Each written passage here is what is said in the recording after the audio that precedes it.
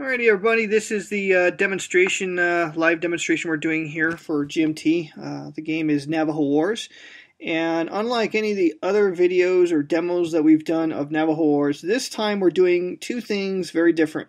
First thing we're doing different is we are showing the two-player element to the game. Now, obviously, with any solitaire game, you can play it with more than one player. You can play cooperatively, and a lot of solitaire games lend themselves to that style of play. But what we've done with this is we've introduced a way to play the game semi-cooperatively. And how that works is if you were to lose the game in terms of solitaire play, if the tribe is defeated, in other words, then both players will lose the game. Nobody wins. However, only one of the two players can actually win the game. To win the game, you have to score victory points, or actually, as we call them in the game, influence points. And influence points, we're going to track them on the general records track or by the movement points marker on the map. What we're going to do here tonight, we're not going to explain the core mechanics of the game because we've done that at length in some of the earlier videos. So what we're going to do tonight is we're just going to jump into play and kind of explain things a little bit as we go along. The second thing that we're doing new tonight is we're not demonstrating the game from starting with the earliest starting point. Previous demos we've started with the Spanish period of the game. Tonight we just thought we'd jump into a pot of boiling water and throw ourselves into the American period, which is the most difficult phase of the game. So we're just about to start the American period of the game. And we have a few things to discuss as far as the situation. As a function of the setup, we have the opportunity to purchase cultural development cards. Now, as with the solitaire game videos that we've done earlier, you know that there are 3 different cultural development cards that are going to be removed from the game. As it turns out, the cards that were removed were the weaving, the religion, and the sharp traders cards. 2 of my favorites are within that. And so without the ability to get mass numbers of trade goods and use sharp traders to get favorable exchange rates, potentially purchase firearms, we're pretty much stuck taking a much more cagey and cunning approach. So here's how it works. The scenario dictates that we start with 18 culture points, 9 military points, and then we spend those to purchase up to 8 cultural development cards. And we've gone ahead and done that already. We decided to purchase the first 2 levels of cunning, horsemanship, level 1, masters of the maces, all 3 levels, and wisdom of the ancient ones, the first 2 levels. Hopefully these cards will give us enough of an edge to be able to survive the American period. Second thing that we do as a part of setup, and we did this before y'all came in, is we roll a die to determine which of us, Mike or myself, would be the headman. The headman is basically the chieftain, the head chieftain that everyone looks to for decision making and guidance. The word chief is kind of adopted a connotation of a almost like a monarch who has absolute authority over the people that he governs. That is almost never true of the different Native American or First Nations tribes. So trying to dispel these ideas, and I'm using a term that's a little bit more academic. So that's what the headman is. In game terms, the headman gets to make all the key decisions, but there are also very important decisions that the non-headman player will make, as you'll find out. The headman player also has the best opportunity to score influence points. And so to mark who has possession of the headman card, we have placed an influence counter near the headman card on the upper left-hand corner of the map. Alright, so since I was the headman, I was given opportunity to mark a majority of the elders on the elder display with one of my influence markers, and I'm going to be the turquoise player. Turquoise being the most important piece of stone jewelry in of the Navajo people. And then the second player is going to be the red shell, which has, it looks like red horses on a piece of pottery. And so that's Mike's influence counters there. So I put my influence on the 2 leftmost elders on the elder display, and Mike went ahead and put his on the rightmost. That was the only one left to him. And next, we basically traded opportunities putting influence markers on families. And the number of influence markers that we could place is equal to the number of elders that we control. Since I controlled 2 elders, I was able to put one on family A, Mike put one on family B, then I put one on family C. We could have easily chosen one of the others, but as you'll see as the game progresses, these are the ones that probably have the most opportunity to score influence points for us. So with that said, I think we can go ahead and get started. Is there anything that we need to cover first that I missed, Mike? No, I don't believe so. I think that's pretty much it. Okay, so we're going to get started here, and first card is going to come flying off the deck, and we've already created the deck. The card is going to be a operations card with an elder on it. Shaman event is always helpful. I wasn't really looking forward to actually doing any planning during the first card. In fact, what I was kind of hoping to do is raid the heck out of New Mexico in order to slow down the Americans' first raid opportunities. All right, well, when a card is... You might at this time go into and explain to them who gets to choose and kind of how the 2-player thing works, since that is brand new for everybody. Yeah, absolutely. Here's what's going to happen here. Basically, whenever an operation card is pulled, then the headman player has the opportunity. He basically decides whether or not to preempt the enemy during the operation segment. So, headman player has that opportunity. So, it's up to me whether we preempt or not. I'm going to say we are. Okay, so we're going to go ahead and do that. I'll put the phase marker on here to show that we are indeed preempting. The card says that we're going to have to pay 3 of our 5 action points to do this. So it leaves us with 2 action points remaining. Next thing that happens, and here's where the play starts to get really interesting. The headman player decides what operation to conduct when the players preempt. All right, so since we preempt... Real quick, if he had not chosen to preempt and to let the enemy go first, then the non-headman player would be choosing which actions that we will be doing. Exactly. So since I chose to preempt, I get control over what operation we're going to do, and I'm going to tell Mike we are going to conduct the take actions operation. Now, once I tell him what operation we're going to do, the non-headman player is then going to actually carry out those operations. Now, as Mike just said, let me just backtrack a moment and say if we had not chosen to preempt, if we let the enemy go first, then Mike decides what operation, the non-headman player, in other words, decides what operation we do, then the headman player actually carries those actions out. The crux of the matter is that, I might not do what Mike thinks I'm going to do or wants me to do with that operation. So having control over what we do doesn't necessarily translate into, the fulfillment of my plan, because he might do something completely different to completely screw me on this play. Some of the things that work at this point is during the operations, so we're going to do our take actions. And at this time is when I'll choose what we're going to do. But the kicker here is if I do something with one of his families and it turns out good, then I'm giving him the opportunity to get influence, victory points. If I choose to do nothing with his families, it denies him the opportunity to get any kind of, influence victory, but it also hurts the tribe because I'm not using all the families to do what needs to be done. So there's a real fine line there. How much do you want to do and give up a possible victory points to him? The other thing, and there's a little bit of a self-balancing mechanism here. If one player gets too far ahead and the other player doesn't think he can catch up in time, he just may go ahead and do what he has to do to make sure neither one of you wins. So you got to be careful how far ahead you get in this game.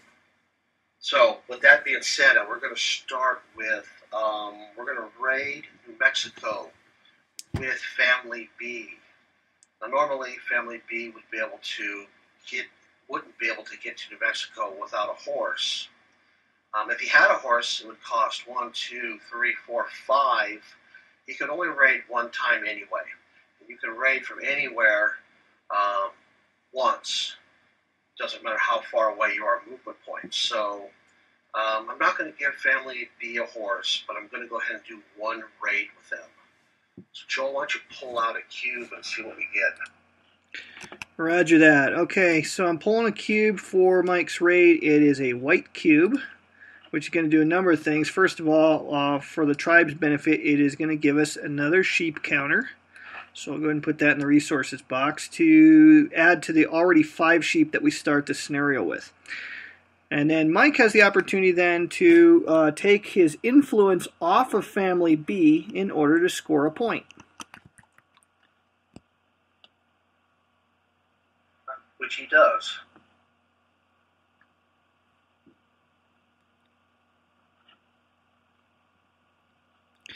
Okay. So I've taken that off of there. So now I have a net victory of points of 1. And now I've lost control of that family. You'll see later on how you get control back. So now I've got some more families to do the same with. Now Family A, I could do the same thing and raid with Family A. That would give him an opportunity to get a victory point. So what I think I'll do with Family A is I think we will plant corn right there. Reason being is there's a lot of raids coming our way on the active column over there, and the corn will slow some of those raids down. So I'm going to go ahead and plant corn with A. And by the way, I already marked it, but don't forget that when you successfully raid, your ferocity goes up. And the fact that your ferocity goes up will also give bonus raid markers to the enemy. And that is a sum total of all of the families on the board. So if they're all at 1, and there's 5 of them out here, that'd be 5 extra raid counters. So we got to be careful on how much raiding that we do. So we have corn planted there. We will also plant corn with Family E. And we will go ahead and raid with Family C. And that's one of Joel's families. Okay, now with Family E, did you put the corn marker down? I did not. Okay, I just want to make sure we're still in sync because I didn't see anything. Okay, I'm doing it. Okay, and then we're raiding with Family C. Perfect. Okay, then we're raiding. Okay, the Chinli family will go ahead and raid Santa Fe. Yeah, this is going to have to be a long-distance raid, won't it?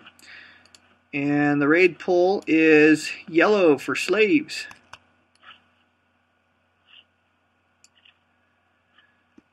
And I will go ahead and remove the influence.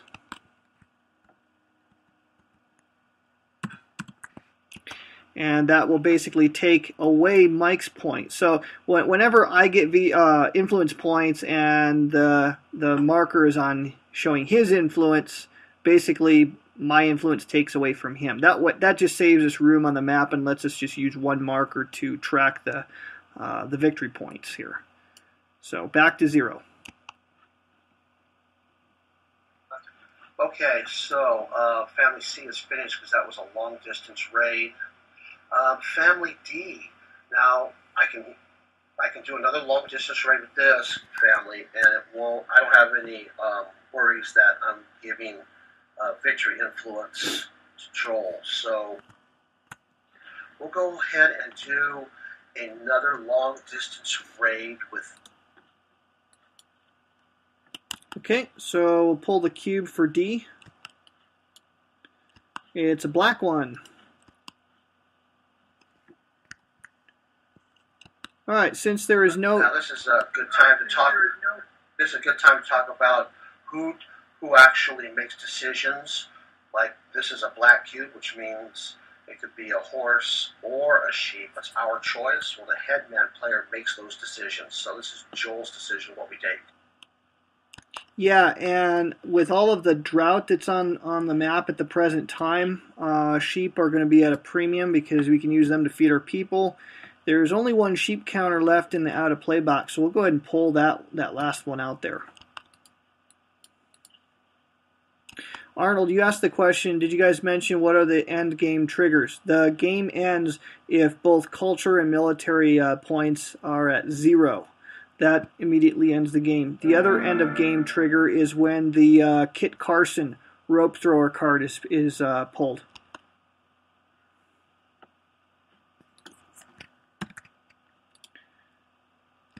Okay, so we have completed our end of the operations segment.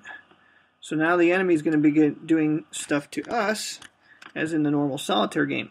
So let's first of all collect their APs. They're going to get 4 APs, the parenthesized value on the card because we preempted. So that's going to be 4 plus 3 for... Okay, the map keeps moving on me. Oh, okay, you're already drawing them out. That's why it's moving on me.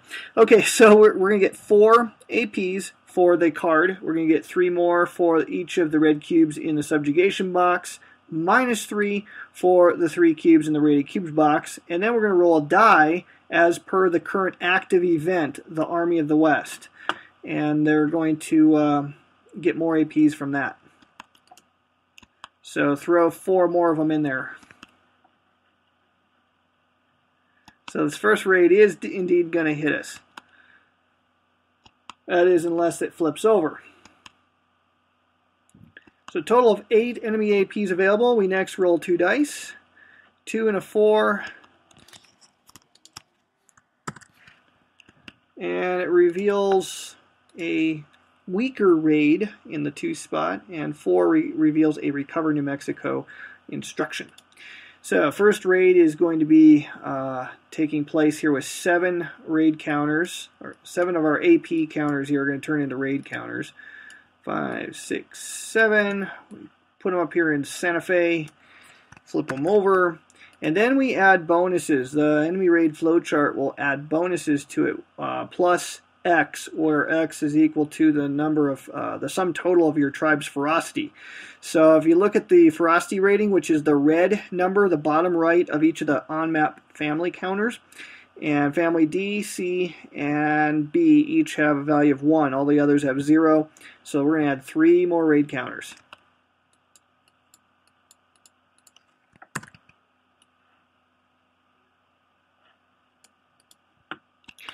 Okay, so here's what happens. They're going to come after us. The number of raid counters basically is a way to measure how far they're going to penetrate into our land. So the first one's going to be placed here on the 1 box, and now it is the headman's opportunity to decide what to do in response, if anything, in response to the raid.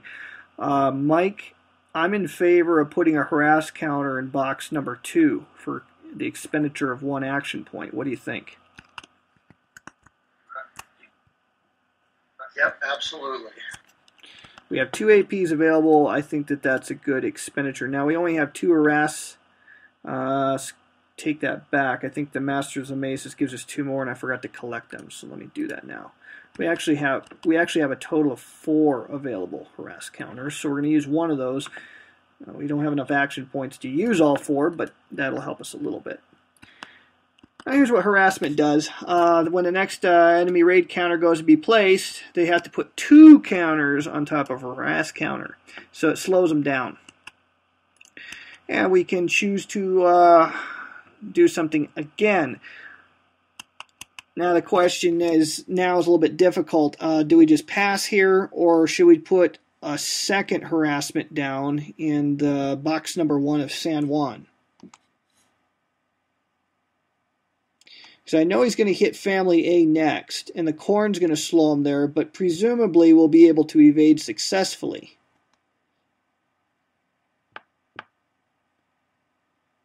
Or should we just wait? Well, we could just wait. It doesn't really matter.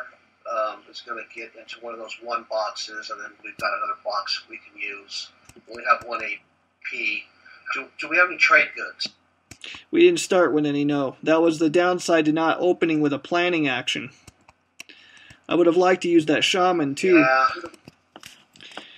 Okay, so here we go.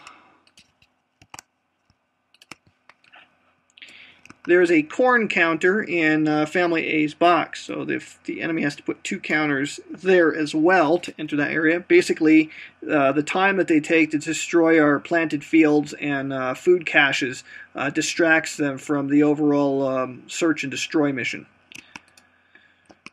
And now I think the reaction opportunity is obvious. We're going to try to evade, which means we roll a die roll. We add our evasion modifier, which is the number on the lower left, so we're going to add +1.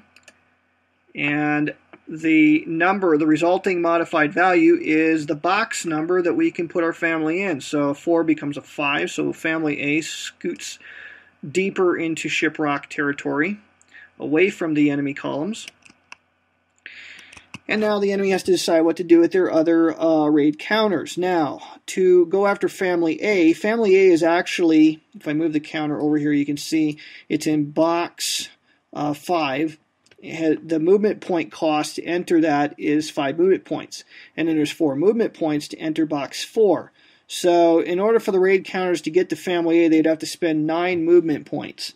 To get at Family B, they'd have to spend 3, 4, 5, 6 movement points. So B is actually closer to the raiders. So that would be a potential target. Family C is 3, 4, 5, 6 movement points away as well. But whenever there's a tie between 2 different families, you go with alphabetical priority. So B will be the priority. So the next raid counter is going to go here. And then we have to decide, do we want to harass again? I'm in favor of harassment because if anything, then Family B, if they get whacked, that'll be the last family to get whacked.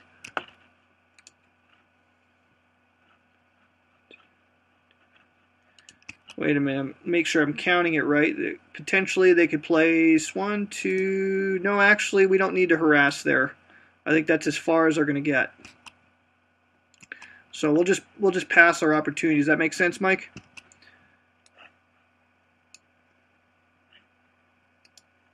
Uh-oh, I think I might have lost Mike there. Can everyone else hear me?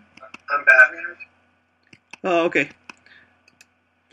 Alright, so the raid progresses, we do nothing, and now it enters Family B's box, and I don't want to spend the action point, so we'll just go ahead and try to evade. We just have to roll higher than a 3. There's no evasion modifier here. And we roll a 1, so the family here is going to get beat up a little bit. Since their ferocity is only a 1, the result of the raid is that we have to take 1 population counter out of the family, and we lose 1 culture point for each population counter so removed. So basically, Family B is going to lose... Or, just one other thing real quick, Chippy. One other thing, we could fight a battle here, but since our ferocity is so low, chances of us winning this battle are slim to none, so we're just going to take the hit. Oh, I forgot. I'm so used to starting with the Spanish period, I forgot we bought Masters of the Maces. We're playing like idiots here. We should be rolling twice for these. So let me roll again, and we'll take the better of the 2. Hey, there we go. We're still alive. Okay. And that is true. So now the Raiders will pursue because B is still the closest family. And dicing again. Well, this time we ran out of luck, so they will hit us there. So we'll still lose a family member. And actually, that screwed us up worse because I'd rather, if I'm going to get hit in box 3 so that I'm closer to my raiding grounds and that sort of thing than to be back there. Sometimes these raids, they don't actually physically hurt you, but they get your families out of position, which is almost more destructive. So we're going to lose one of the population members. We can choose man, woman, or the child. Well, it's stupid to take the man out. Women, sometimes there's a reason why you'd want to lose the women and keep the child there. In this case, it's not one of those times, so we're going to go ahead and take the child out, put him in the passage of time box. We will get him back, It's just we have to take a passage of time op to do so, and then we lose 1 culture point. That family that is affected is then placed on the die roll symbol in the area, showing that he cannot be affected by the raid again. The last raid counter on Santa Fe would be placed here and doesn't have enough range to reach Family C. Basically, the enemy has lost its interest in the operation. They've captured some young Navajo kids for slaves, and that was kind of the whole purpose of the raid. So we go ahead and end the raid. Corn counter will go away. And then we take family, actually we get to put family B anywhere we want on that family track. I forgot we had altered that rule. So, where do we put family B? Mike, any ideas?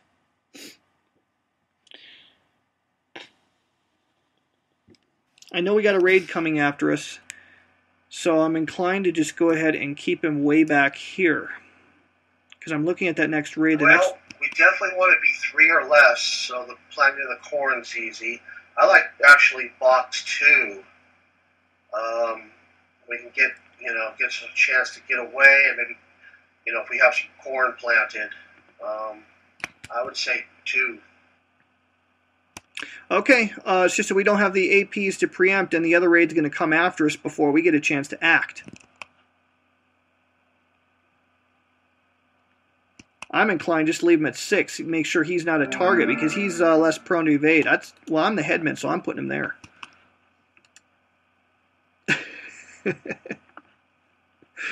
That's the cool thing about being the chief. I was going to say, you're the headman. Hey, Joel, could you give me 1 second? I got to reset my internet. Just talk a little bit. I'll be back in just 2 minutes. Yeah, no problem. We've been having some technical issues here, so try to bear with us here. I'm resetting the enemy instruction display because the enemy doesn't have enough APs to carry out the next instruction. But presumably we're going to get nailed with another raid here before we get a chance to act because we don't have enough APs to preempt. Alright, so this is life in the American period, man. This is why the scenario is called the Fearing Time. It is a very, very dangerous time to be in Navajo, and it is also very, very little margin for error in terms of gameplay. Alright, here we go with our next operations card. The major event, actually, let me go back. I got ahead of myself there.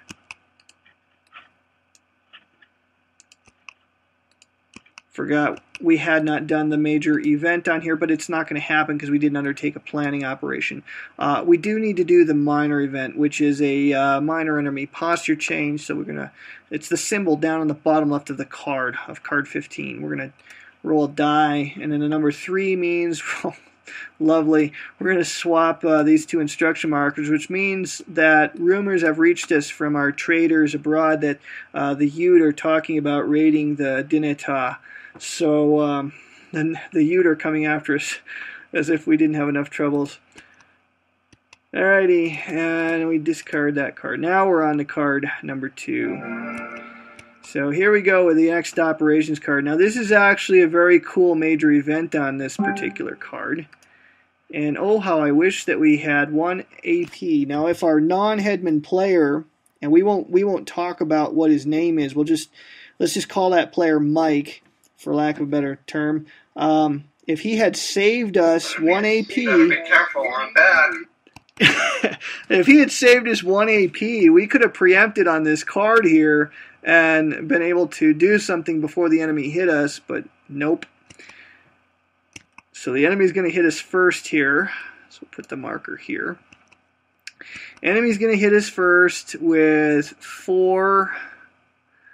Yeah, the red cubes and the cubes in the rated box are going to eliminate each other. They're going to cancel each other out. So 4 APs from the card plus the die roll from Army of the West's effect. So a total of 7. All right. So it's just enough. Yeah, I know. Well, there was 1 saved from the previous turn. And now there's a chance if we dice a 1 here that that'll flip over to a 9 and nothing will happen. Oh, we lucked out.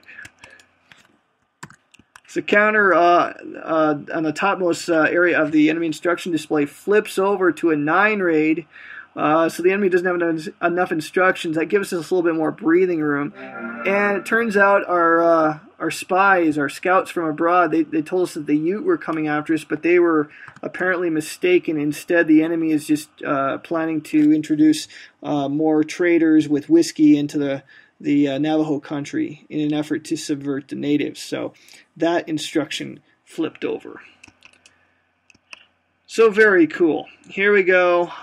It's our turn now. The enemy only has 8 instruction or 8 AP markers, which is not enough to fulfill the instruction B, which has a cost of 9.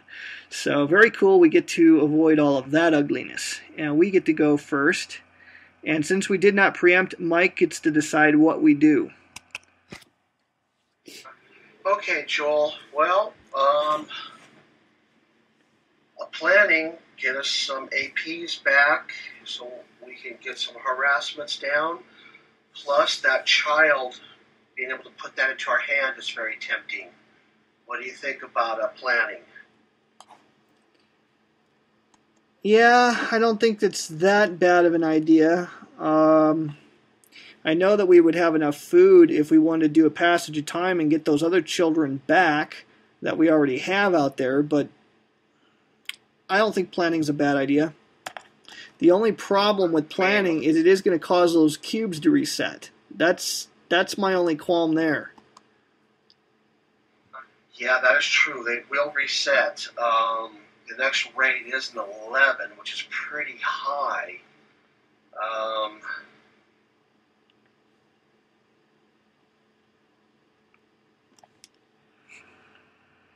Well, I don't know.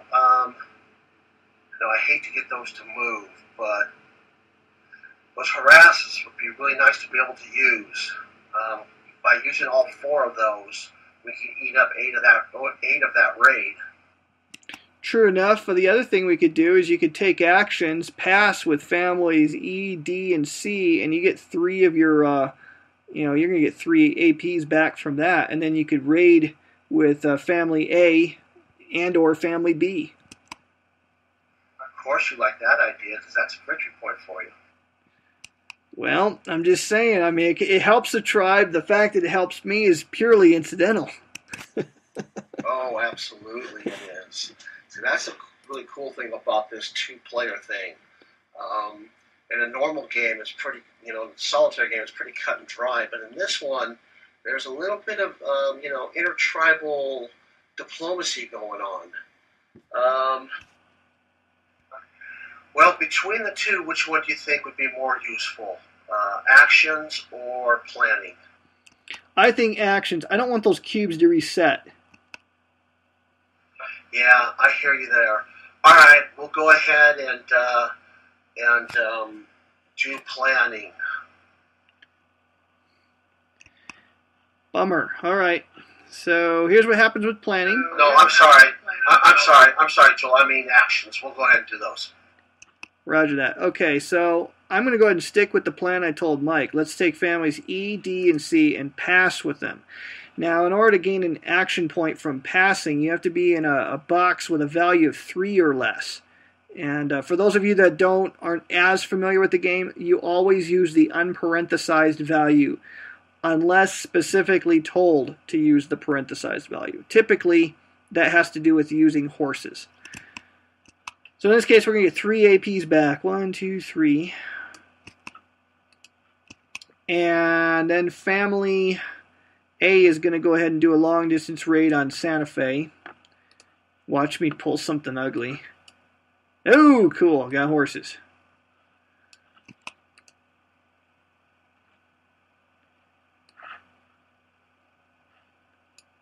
Alright, so I collected our horses, and his ferocity is now increased. I'm thinking maybe next time we might want to go ahead and do a planning just to lower our ferocity levels back down again. Yeah, that was the other thing.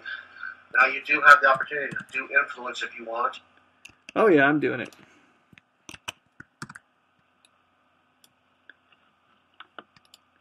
But now all of our VP opportunities are gone with with all the influence being gone. So basically, we're going to need to do a passage of time, or a yeah, we're going to have to do a passage of time really to get any of that stuff back.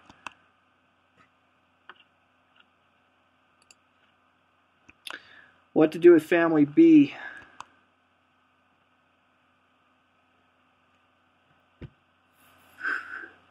There's no drought counter up there to get removed, so it doesn't do any good there. I think I'm just going to leave him where he's at. Just have him sit there. I'm a little leery of pulling another cube because, yeah, there are 2 blue, 1 green in there, and you know we're tempting fate. The more cubes we pull out, and family B has already been dinged once, so I'm just going to leave them alone. So we're done. Major events very cool. The Pueblos are subjugated, so one of those red cubes is going to go back into the raid pool. And then we have a drought recovery for the minor event, so we dice for that, and area 1 is going to lose its drought. So we are very much. And what that stands for with the red cube going back is the Apaches are messing with New Mexico, as the Americans are having to spend more time there dealing with them, so it's less enemy APs coming after us. Yeah, I was doing this time period that the Mescalero Apaches and the Jicarilla Apaches were, would from time to time launch a sequence of raids that would really throw the Department of New Mexico into disorder. So that's what that's representing. Okay, so next card. Before we decide what we're going to do with this, I got to stop the video here to make sure that we don't lose any data. So give me just a second, Mike. You can go ahead and talk about this card if you like, though. Well, I always look at that major event first to see what's going to happen. You don't want to get caught in an area that might be getting raided or something by the tribes. Firearms acquired. So we'll be getting some firearms, which is good because we're probably going to need them before this is all said and done. So that's a good major event for us. The enemy, if we preempt, we're only going to give them 2. Let's see here. Yep, 2 APs plus another child, which is always a good thing. Whenever those child, especially early in the game, whenever I see children come up, very, very tempted to get those in because they're not that easy to get into the game. You know, raiding, trying to get those yellow cubes doesn't always happen, so they're always very tempting to me. All right, well, it's my decision whether we're going to preempt or not. And I'm going to say we are going to preempt. I want to keep the enemy down. So we are going to preempt. And the next thing we are going to do with the preemption is, since I get to choose what we do, we're going to do a planning operation. So Mike, you get to carry that out.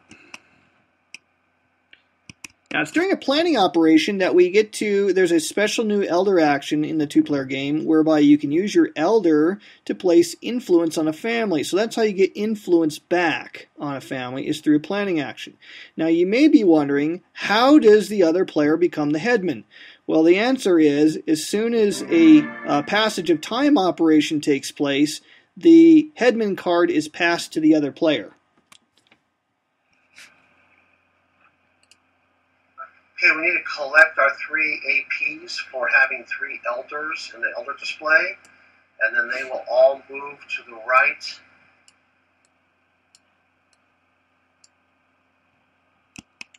Okay. All right, so we did that. Now we can do elder actions, starting with the elder on the far right. And in this case, the player with influence over that elder decides what that elder does. If there's no influence on it, then the headman player gets to decide what he does. Joel, did we discuss this? Did we decide to go from left to right on this, leaving the oldest elder with the last choice? Actually, I don't think we've discussed that at all. I don't remember discussing this with you, but it would make sense to go from right to left because the eldest ones have the most influence, or the most they're the most capable. So you want to go right to left? Yeah, let's do that. We want to make sure that that's put in the rules though. So take a note of that and remind me when we're done to make sure I put that in the rule book. Okay.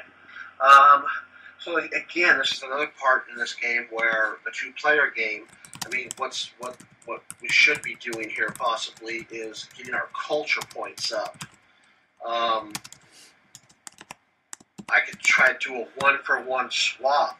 So in other words, if I roll one die and I roll a 1 or a 2, I could take a military away and bring a culture up. Actually, that's free. That's right. Because not free, but it automatically succeeds because of our cunning level. That is very true. So what I'm going to do is I'm going to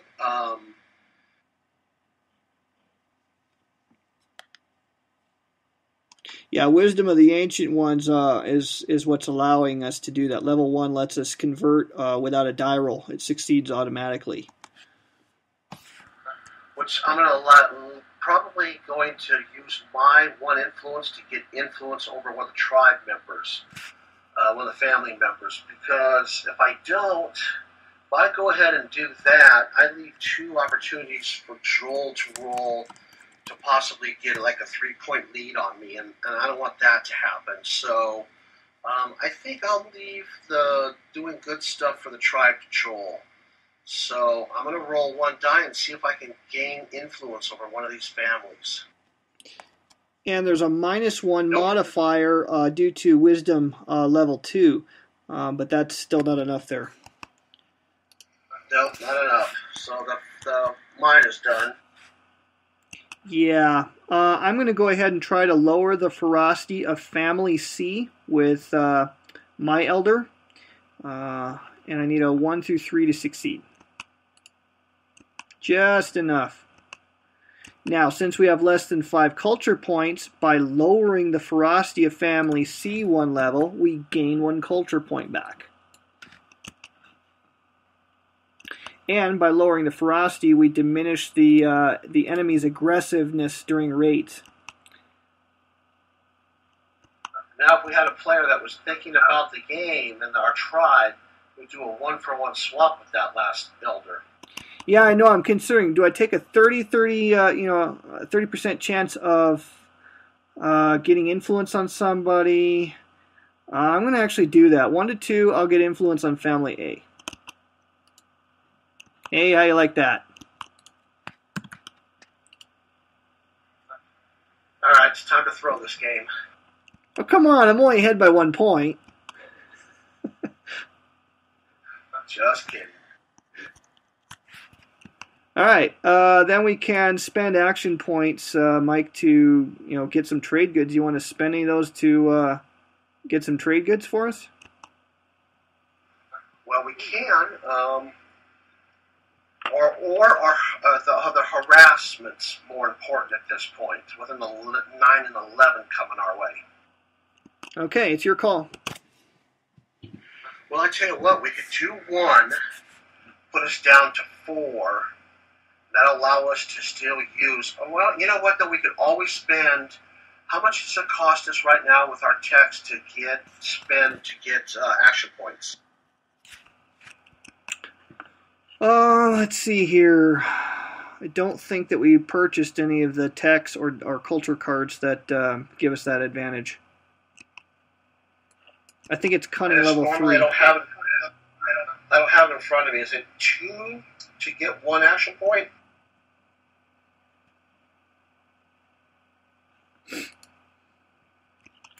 Let's see. What are we talking about here? Spending trade goods to get action points. Oh, that's right. I think it's going to be 2. I'd have to double check in the rule book here real quick. Hold on. I'm sorry, I misunderstood what you were asking. It's 2 trade goods to get. Yep. Okay, so that's not going to work. We'll go ahead and we'll spend 1 AP and get 1 trade good. And then that'll leave us 4 to use on the harassments during this next raid that's coming up. Yeah, plus the trade goods can always be used as a modifier for negotiation. That is true. Okay, last thing that takes place, obviously we don't want to do any tribal stuff because there's no tribes coming after us at the moment, so we have to reset those cubes. The downside to the planning operation. But the enemy was going to hit us anyway, so they're going to get a total of 2 action points from the card, plus 2 for the red cubes, plus the die roll of 3. So 7.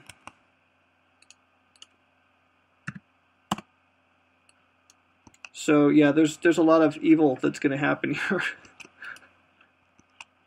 Looks like just counter 6 is going to flip. So the first raid's going to hit us. I don't think they have enough for the top 2 though. So we're just going to put it here, remind us what's going on. So 7, 8, 9. Yeah, just the top one's going to hit us. Last thing you want is to get hit with a 9 raid, then an 11 raid. And then the total family ferocity is 3, so 3 more.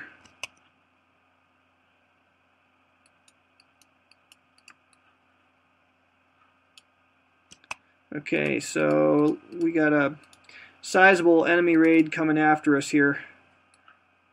First one comes in. We can use our first harassment counter. I think the immediate target's going to actually be family C. I think he's eventually going to go after them first, so we can line our harassments up that way.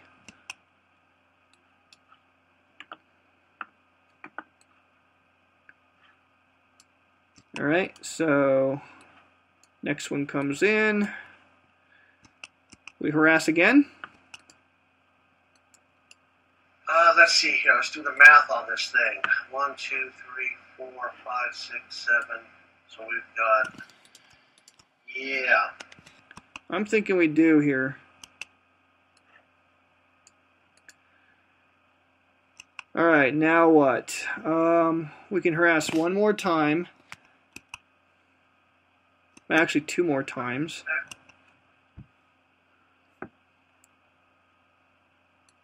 He would still hit family C, but then we got a pretty decent chance of evasion with him.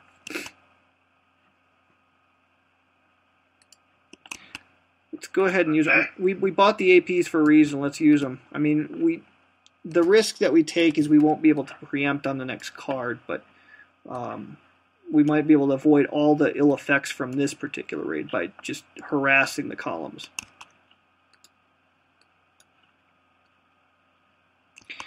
And that is nice having 4 of those markers.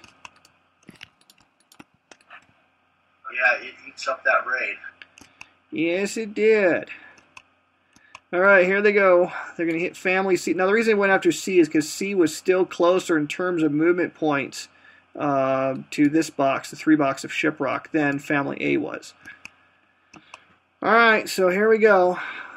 Evasion roll. Ooh, we got a 6. Do we flee the canyon or do we stay in the Zuni Mountains? I'm in favor of staying in the Zuni Mountains just because we could see a historic card pop up, and I hate to be in the canyon when that happens. Yeah, the only downside is we're really deep, and then we'll have to move back into position. If we do decide, if he did decide to go to the Canyon de Chelly, then we can freely move from Canyon de Chelly anywhere on the map. So there's a trade-off for staying there. Yeah, and you know, we do have horses though. And here's a thought about the horses. Here's something to run by. You know, one of the things we could do to the horses is sometimes these guys would ride horses to death. The Comanche would do that especially. And so sometimes a given warrior would have 3 ponies with him because he would ride one till it was broke down. And then he would just change to another horse. One of the things we could do in the game is if you spend a horse, you could get some free movement points. I gotcha. So that's something to think about. Just kind of noodle on that idea. That's just something that I've been thinking about, extra little thingies that we could do with those horses. But at this stage, we still got 2 more raid counters to go, and Hopi Land is the next target. Well, that was an unfortunate roll. I would have liked to have rolled lower than that.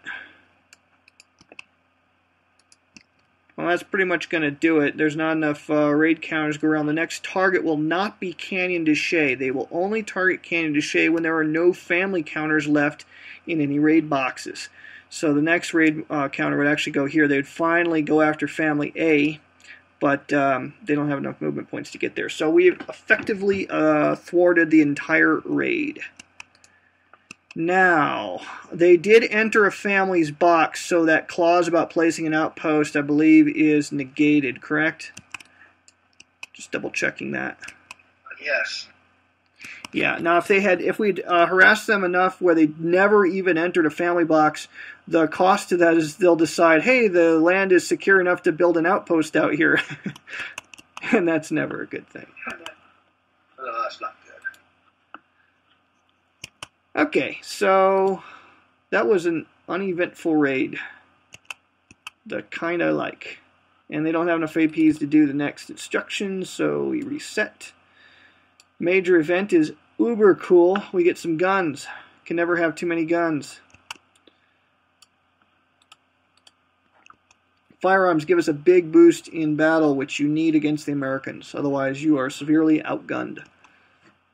Now, the lack of firearms in the game doesn't mean that the Navajo didn't have any guns. It just means they never seemed to have enough to be militarily significant. And the issue wasn't as much lack of guns as it was ammunition for those guns. And next die roll, next part is the minor event, which is drought. We roll a die. Die roll is 2, so it's going to put drought up in the San Juan Valley. But since we did a planning operation, we do get to take that card into our hand. What were you going to say, Mike? I was going to say that that's not a bad thing because we've got bees sitting deep to look for watering holes. That's true. All of our families are pretty much sitting deep at this point. It makes it inconvenient for growing food or raiding New Mexico, especially once they start putting outposts on, which they haven't yet. And that's been a blessing that they haven't started doing that, because the ranchos are much harder to get rid of than missions. And once they start getting on board, if you don't take them off right away, eventually it will destroy you. Okay, so next card's going to come, and they are going to get back-to-back plays here because we do not have the resources to stop them. So they will... Obviously, we're not going to preempt here, so the enemy's going to go first with 3, 4, 5... Oh, 10. 10 APs.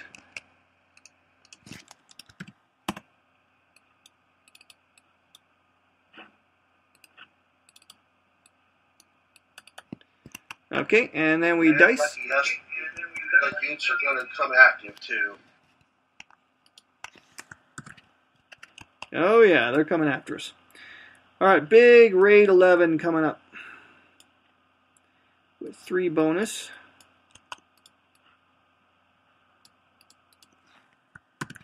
So this will be our biggest raid to date, and they're also going to build their first outpost with that next instruction. So they're going to do a couple things here. Oh boy, here we go. We don't have anything to harass with, so this is just going to be a matter of placement until we can evade. And I think they're coming right after Family A.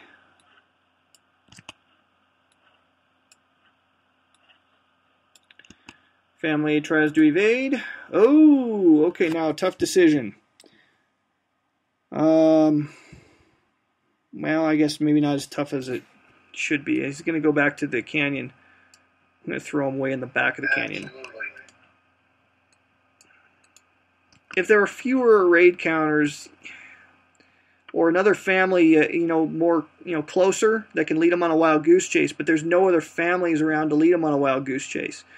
So now it's going to be either family B or C, and obviously it's going to be B.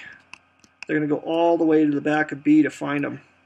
and we'll have to roll a 6. I think that's like a 33% chance of success here. Otherwise, family B is going to get dinged, and it's going to cost us some culture. Now we do have firearms, and we are in an ambush situation.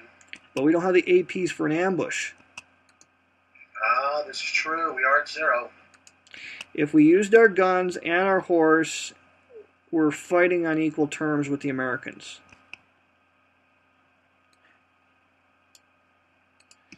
If we evade and fail, then we are compelled to suffer the consequences of the raid. Hold on a second. Let me make sure we do this right. Let's see. That'll be getting rid of a woman and losing 2 culture points, which will put us down to 3. Yeah, but we get to try to evade first. Failure to evade means we still can fight a battle.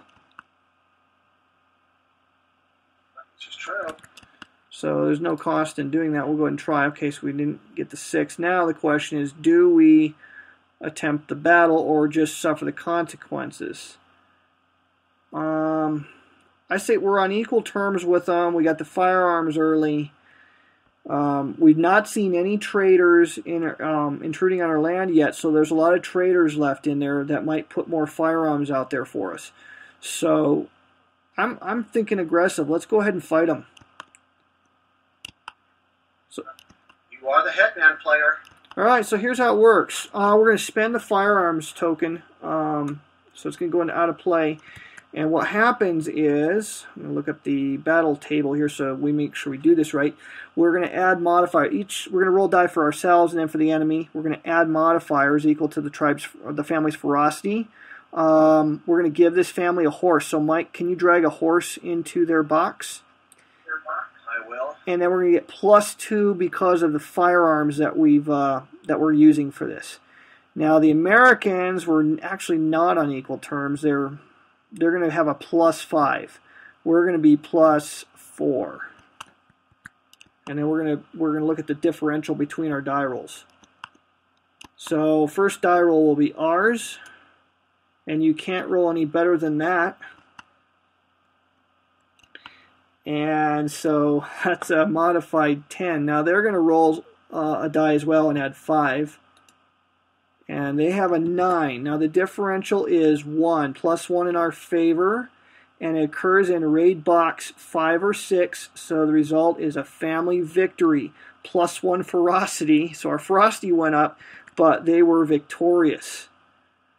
And so let's go ahead and modify their ferocity here. Trying to remember what we do with the family counter. They were a 1 before? Yeah, they were at 1 before, so they become a 2. Nice. Yeah, the family counter stays on, so but they won't be hit again just because of the way the counters are. We're not even going to mess with the other counters because it can't possibly reach anyone. So that's all she wrote. That was pretty cool. It was almost like an ambush, but we didn't get the. If we'd had the APs to do an ambush battle, we would have won the battle and gotten a +1 military point. But because it wasn't technically an ambush, we didn't get the military point. But hey, you had control. You had control over that family, didn't you? No, I didn't. It was family A that I had influence over. So, nothing happened there. Had we lost that battle, here's something interesting. Since I'm the headman here, and I chose to fight that battle, if that battle had been anything other than a family victory or major family victory, then the non-headman player would have been able to put his influence on that family because I've been leading the tribe astray. Isn't that cool? So that's one reason why Mike might have been all for us fighting that particular battle. He knew it could only work out good for him.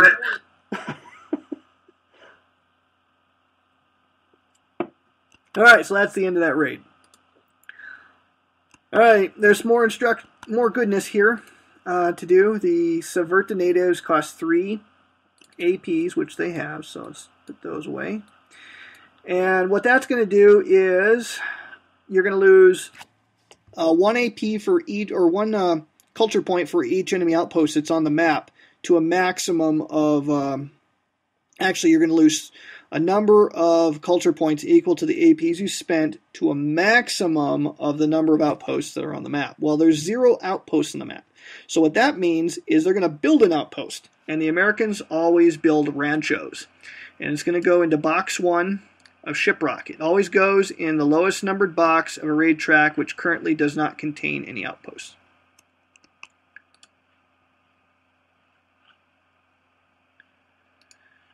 Okie dokie. So they don't have enough movement, or they don't have enough APs for the next instruction, but the next instruction is a nasty one. Take slaves basically kills your kids. They go out there, they take your kids away, and you don't get them back. They don't go into the passage of time spot. What that represents is kidnapping on a low-level scale over a course of time period. Yeah, so the take slaves thing, we'd really like that one to flip over. If it were to do so, it would be peace talks. At any rate, it is now our opportunity to take some actions here, and since I chose not to preempt, Mike decides what we do, right? Yep, and I think...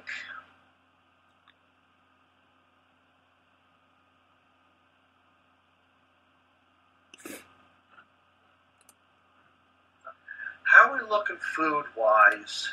We got so many sheep, it's not a problem. We have more sheep than we have land to sustain them, so we don't have a problem with food just by virtue of the amount of sheep that we have. That is very true. How do you feel about a passage of time? Well, I feel like I'll lose the headman role, but I'm not opposed to it. Yeah, I think it's time we better do one. We've got a couple kids, and I think we're going to do one.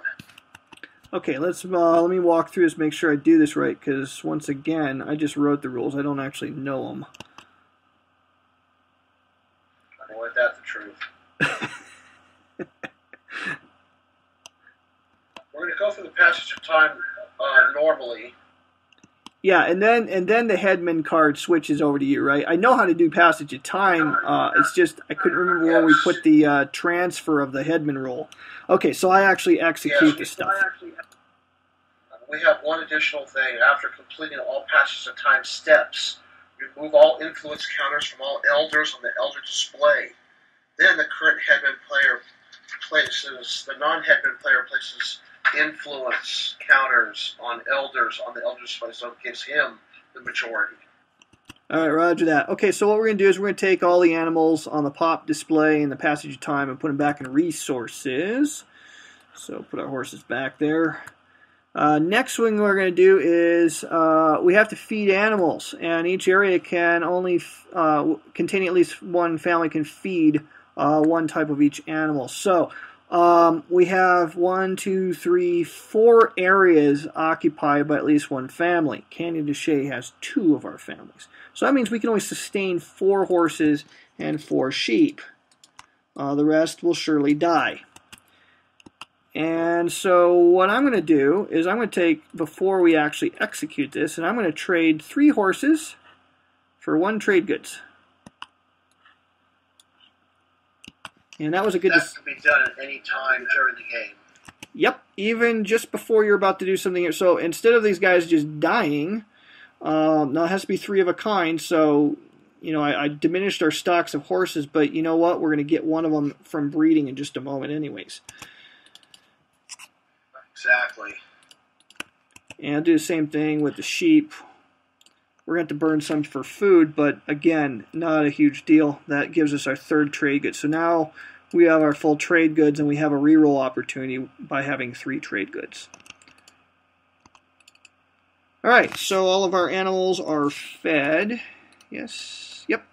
And now we got to feed our people. So we're going to harvest the corn that we planted in Canyon de Chelly just to help with this. Because if we don't have to use all of our sheep, then so much the better. And the value of the corn was 2. Next, we are going to feed our population. The arability of each area is 3, minus the number of drought counters and minus the number of ranchos in that area. So it could conceivably be 0 if there's a rancho there.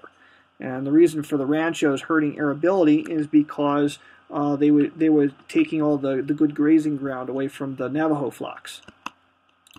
So family D's area produces 1 food, Zuni Mountains 2 food, Canyon de Chelly always has 3. So it's a total of 6 plus 2 more for San Juan, so it's 8 food. And that'll feed 8 of our people. That leaves us with 3, 6, 7, 8, 9 with our elders. Alright, so we're going to have to burn 2 sheep and our corn to feed everyone else. And I keep meaning to write this into the rule. Please take a note of this, Mike. We want to have it written into the rule. It's not written in there now, but I want to add this, that if you have the means, you must feed all of your people. I don't want players screwing the other player by killing off their elder, that sort of thing.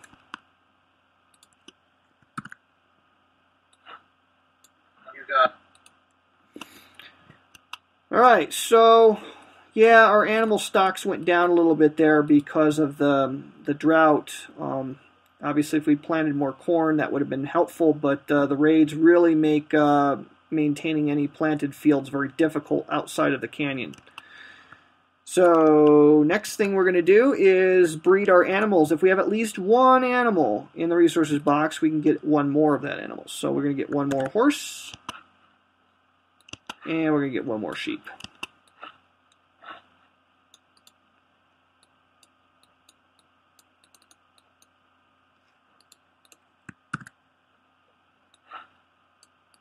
There we go. Now we get to do some fun stuff with our population. We can convert adults into elders. And I think I would like to do that. Again, since I chose, Joel's the one that actually does all the decisions on this. So family E is going to have their woman turn into an elder. Going to go on the elder display there, and that's going to give us culture points in just a moment. And then family C will do the same thing with them. So we're picking up 2 more elders in this process. Next, we can convert child counters into adults. So how about this? We're going to convert 2 of our children into 2 women. And we put those into the passage of time spots.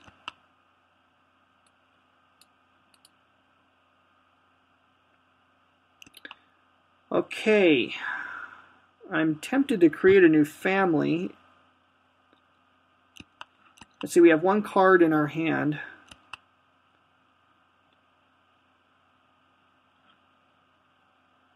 The 1 card in our hand would be sufficient to replenish. You know what? I'm just going to go ahead and take a chance on it. It's worth a chance, I think, to have an extra family. But I'm going to have to create them with all 3 members, or we take a culture hit. So I'm going to take the rest of our kids and make a man and a woman with that, and put them both into the passage of time spot. Okay, next we can take. That's one of the downsides of not having the religion card, because we can place families out there that won't, not full families that won't hurt us culturally. So without it, we have to place full families, or we take a culture hit. Being at 5, we don't have a lot of culture to play with. Yeah, we definitely want to do some more planning to get some more of these cards into our hands. We are going to take the card from our hand here, discard it in order to place another child into the passage of time spot. That's one of the other reasons why Mike took that card. Then lastly, or next to lastly, I'm going to create a new family using a man, woman, and child. We're going to create family F, Luca Anil. And this particular family, the name of the place today, all the names on the family boxes are actual place names. The name of that place today is known as Lukchikai. And then we'll go ahead and load up, taking all the remaining counters in the passage of time box, we can load up our families that are diminished of their populations. So we'll put a woman back there, woman back there. I'm going to make sure family A is full because I have influence over that family. The other family that's most vulnerable to attack is family, I'm going to put them back in family D. Okay, so we're done with that element. Now we have to make an elder death check for each elder on the elder display. From right to left. Mike's elder dies.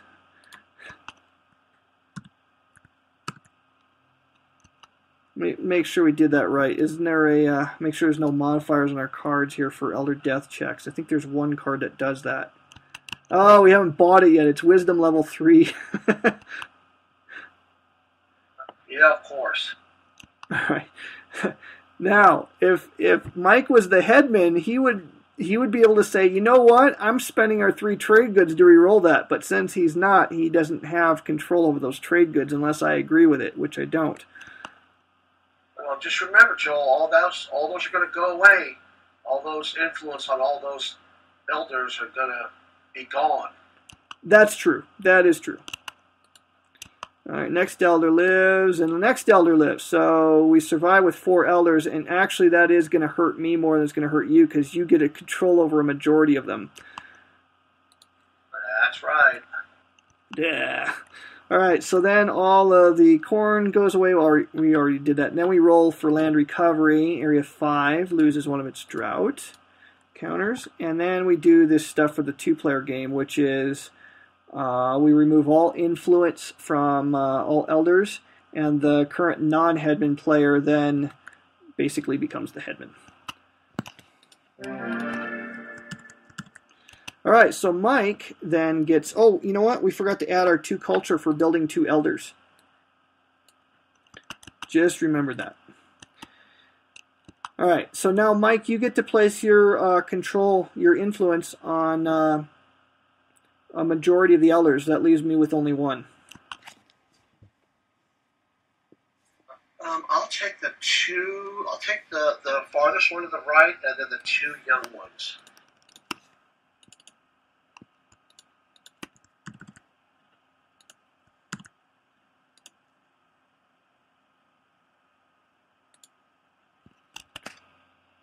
Uh-oh, I'd already done it. What happened? Did we get a sync again? No, I got it. You get the one. No, you get that middle one. Oh, okay. I misunderstood you. I'm sorry. Now I'm taking the 2 young ones and the 1 old one. Okay. Then next, the new the headman player. Basically, we're going to alternate placing influence on family. So Mike gets to do one first. Now this is something in the game where and this one does go from left to right, giving the oldest one the last choice. No, I don't intend it to be that way in the rules. I just mean whoever the headman player is, he gets to place influence on any one family. Then I get to place one. Then you get to. We keep doing that, but we can only place new influence equal to the number of elders that we currently control. And at this time, we can also take influence away from. So, in other words, if I put it on family A with one of mine, that takes it away from him. That's correct, right? That is correct. Actually, no, it flip-flops. It becomes yours. Exactly, which we're going to do on family A.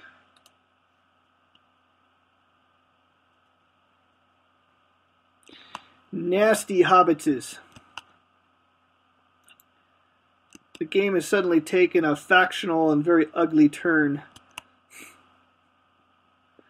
I don't know. I think the good side of tribe's starting to come through. All right, I'm going to put one on D. See if you want to take that one away from me. At this point, I have two. I could take that one away from him and place one more, but I don't think I will do that. I think I will take families. And that's a sound choice on his part, because remember that a lot of the time the headman player is not going to be choosing what operation is run, which does give the non-headman player some considerable say. So if he decides to really hose me on this, then I might just turn around and do another passage of time when he really doesn't want us to do that.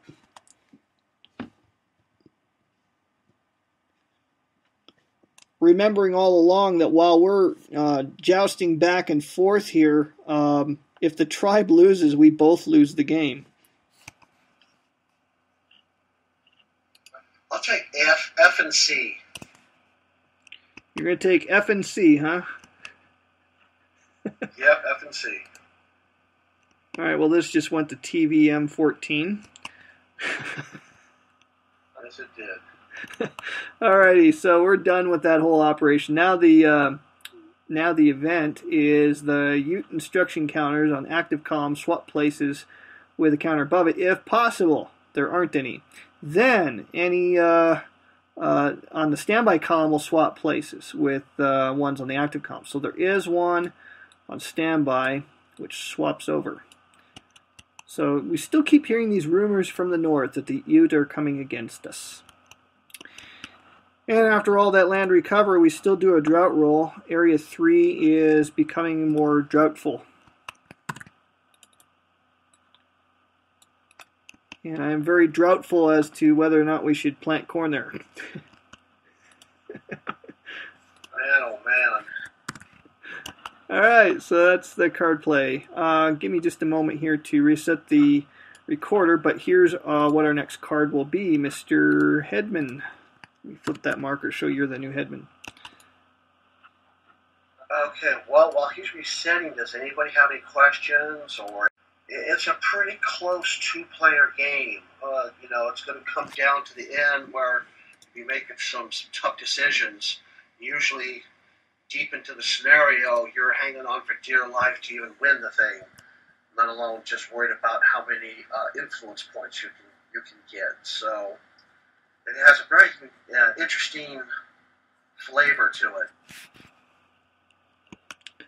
Well, we don't have any APs to preempt, Mr. Headman, so the enemy is going to go first on us again here with a total of 6. Make that 10 action points. Oh, this is not good. And let's see if they flip anything. And 5 and 6 flip over. Oh, 2. We don't want back-to-back Ute raids. We really don't want that. Oh, this is grave ugliness. We don't. Okay. Well, the first one, there's nothing we can do about it. Take slaves. Spent 3 action points for this. Basically, we roll a die, and if there's a family in the matching area, they take our kids or our wives. So hide your kids, hide your wives. Here comes the die roll. Die roll of 1. I don't remember if that affects adjacency, so let me double check, make sure we do that right. If no family in the area has a child, remove a woman. If no family in the area has a woman, or if there's no family counters in that area, there's no effect. Yay! Dodged a bullet. They thought we were there, but we weren't. Now here's an interesting one that I don't know if we've ever had this happen in one of our demos, but right now we have peace talks. And what that is going to do is rather interesting and unique. First of all, we spend the APs required by the instruction counter, which is 1 to 6. Alright, well we had 6, so we're going to have to spend all of those. And we place the AP counter spend into the rated cubes box We return all cubes in the raided cubes and recovery boxes to the raid pool, so that's going to be helpful for us. The player then sets its AP's track to 0, which it already is, and this is where peace talks can really mess up your planning. And then we must set all of our on-map families to lowest possible ferocity, because basically we have signed a peace treaty with the Americans. We decided we don't want to follow the war path anymore.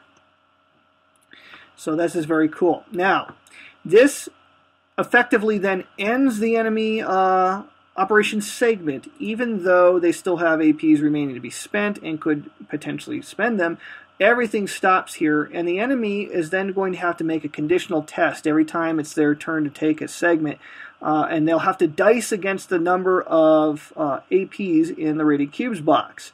And if they dice, less than, I don't remember.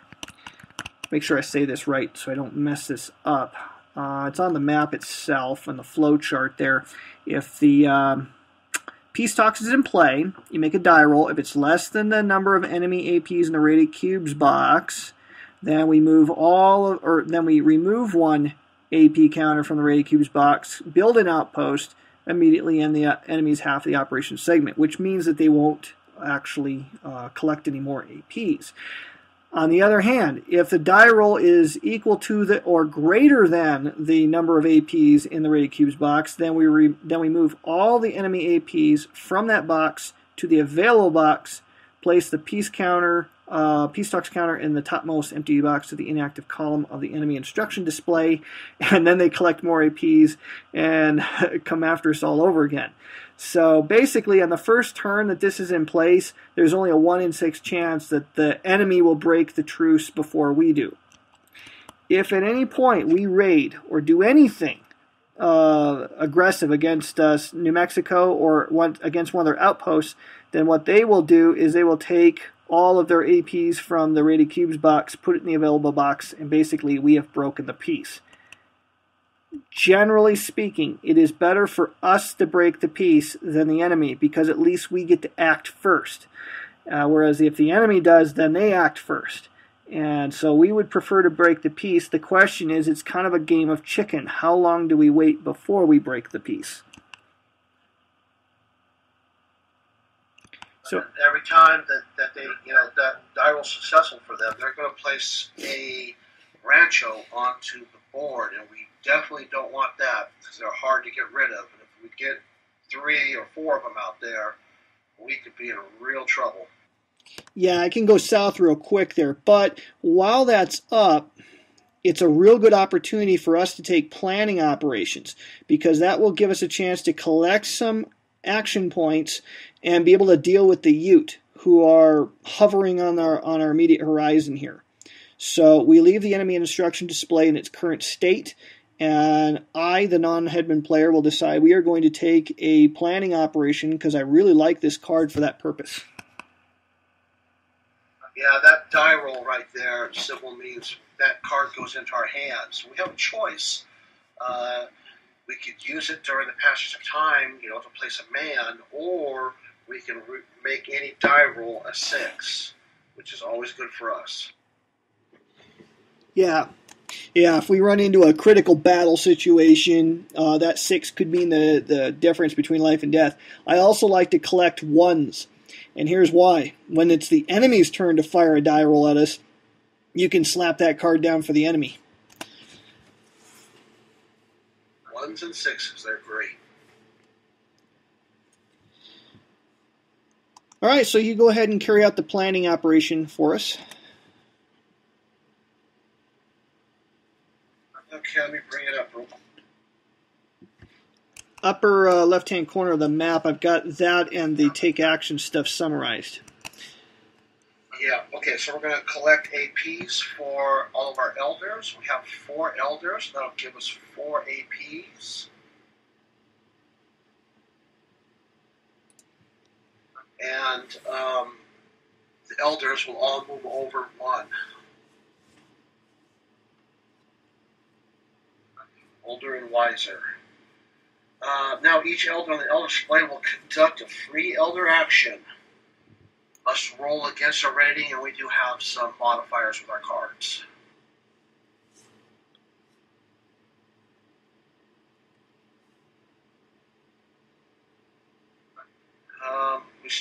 we go right to left, correct, Joel? Correct.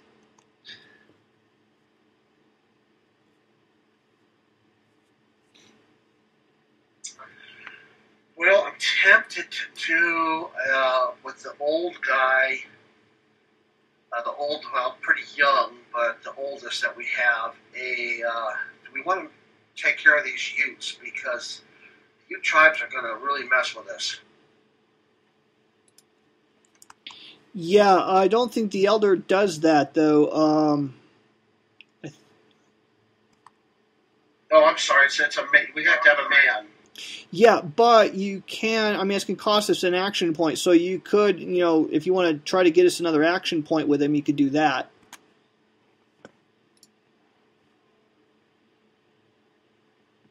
Well, we don't need to adjust our ferocity because we want to stay peaceful, so we're good there.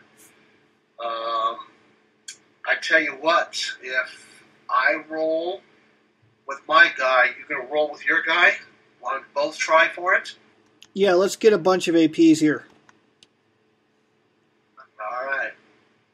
So, and what could happen here is I could say that and go ahead and roll, and Joel can just turn around and try and use his to try to take control of one of those family members.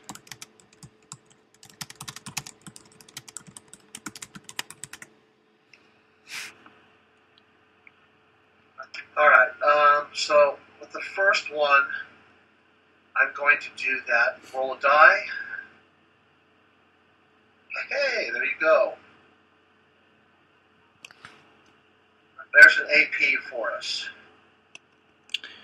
Okay, now I'm not obliged to keep my word. I mean, I could try to steal influence away from one of his families, but we're under peace talks. We're probably gonna do some more planning. So I'm just gonna go ahead and stick with the game plan here and try to get us another action point as well.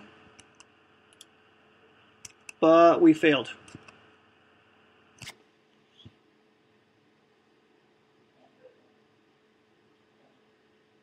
Okay. With my first one, I am going to try to take influence over family B.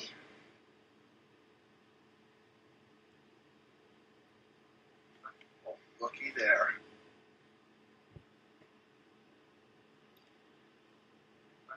And with the last guy, I will go ahead and try to get another AP.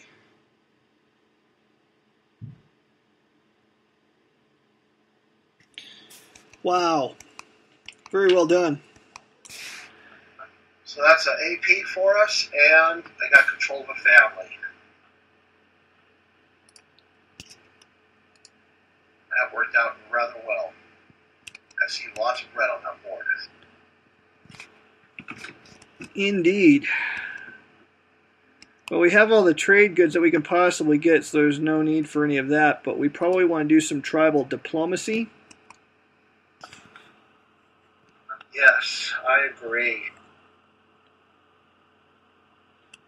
Try for the one in... We'll have to spend an AP and try for... We want to do diplomacy, correct? Yeah. The question is, how many trade goods do we want to use to modify this die roll? Let's see. Let's just assume that we do something with one of your families there. I'm assuming that's what you're going to use. It's going to be a +1 modifier because they're all, not ferocious. So use their evasion modifier. I'm trying to remember what the target die roll is. Hold on a second.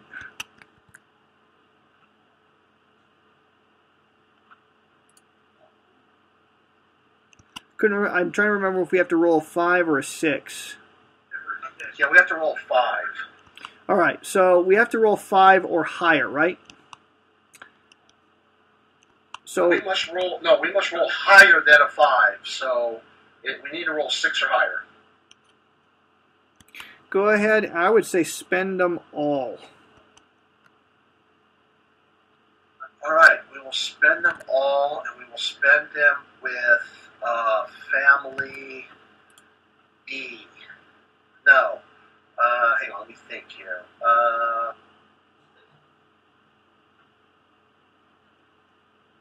Yeah, I'm going to spend them with the man in family B is going to do this.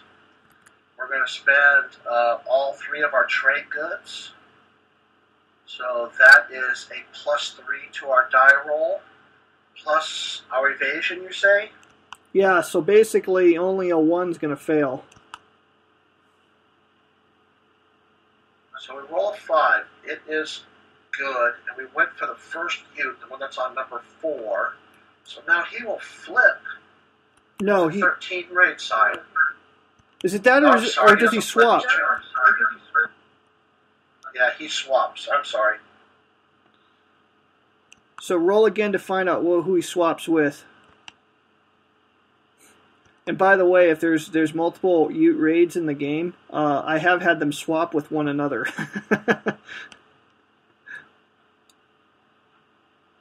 You ever do that, They Mike? swapped with yeah, oh yeah, of course. Why wouldn't I?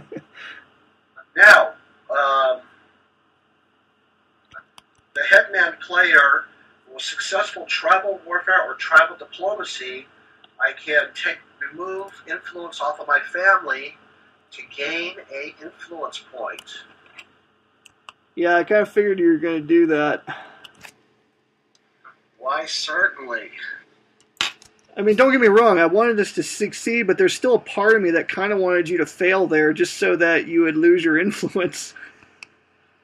And we're going to do it one more time, because we've got B up on top there.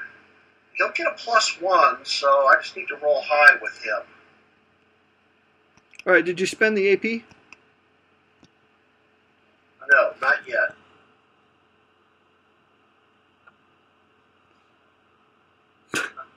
Nope, no chance. Alright, now since it was an unsuccessful tribal diplomacy, he removes his influence from that family and gains no benefit. So that was a shame. Probably a dumb thing to do, but I took a chance. Well, I don't know if it's that dumb. I mean, you're trying to help us out here. I think you should try it again. I think we're good. Now, at this point, let me discuss. Well, what if he decides to use my family to try this fairly low odds attempt? He needs to roll 5 or 6, okay? All right, if it's got non-headman influence and he's unsuccessful, then the non-headman player may remove one headman player's influence from an elder on the elder display and replace it with one of his own. So if he tries to do something like this with family D and fails, he could lose control of one of his elders, and all of a sudden I've got control of one of his elders. And he maintains control of the headman card until I have a majority of the elders on the elder display, or until we take a passage of time. So that's another way that the headman role could be reversed. That is true, and Family D is very happy where they are. They don't want to get involved in negotiations. They're just back there in Hopi land, just hanging out. So you're totally unconcerned. These guys are beating a war drum up there in Utah. Rumors. They're just all rumors. All right, so that's pretty much it. We're done then. There's no cubes to reset. So now we have the major event, which is a Hopi war. Not a happy war. No. Alright, so die roll tells us how strong the war will be. Oh, jeez. 6. Well, this could be interesting, Mike, because I have influence in on that family. So if this whole thing goes badly, I think it actually helps me. Yeah, I think so too. You know, it's this part of the game that makes it almost more fun to play 2-player. Okay, so these raids are really interesting. Now, ordinarily we would randomly select which area they target, but since it's a Hopi land raid, it only targets Hopi land. So what we're going to do is we'll put we're going to go ahead and roll an evasion roll. Oops. First we put a raid counter onto the die roll symbol there in Hopi land, and then we have to, the only reaction we can do is evasion, and I'm assuming, Mike, you want us to evade, right? Yeah, we're going to have to. Alright, so roll 2 dice for us.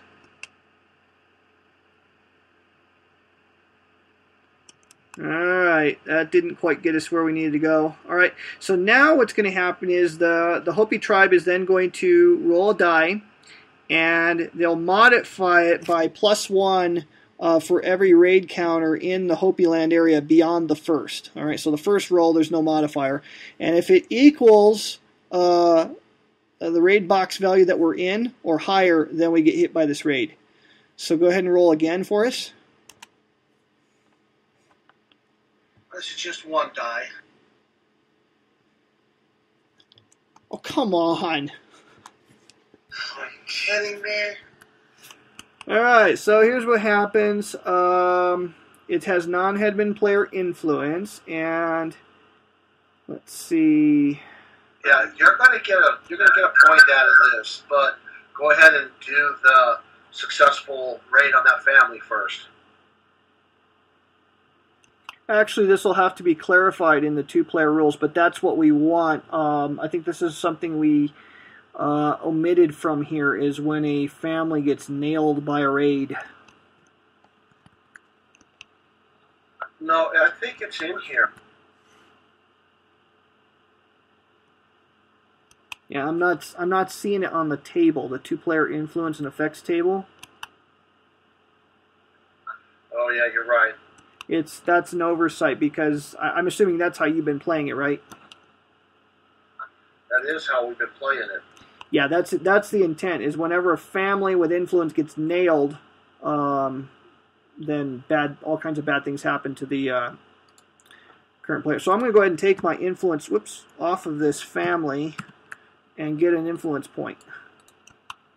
And then the results of the raid, since our Frosty is really low on that, family D is going to lose.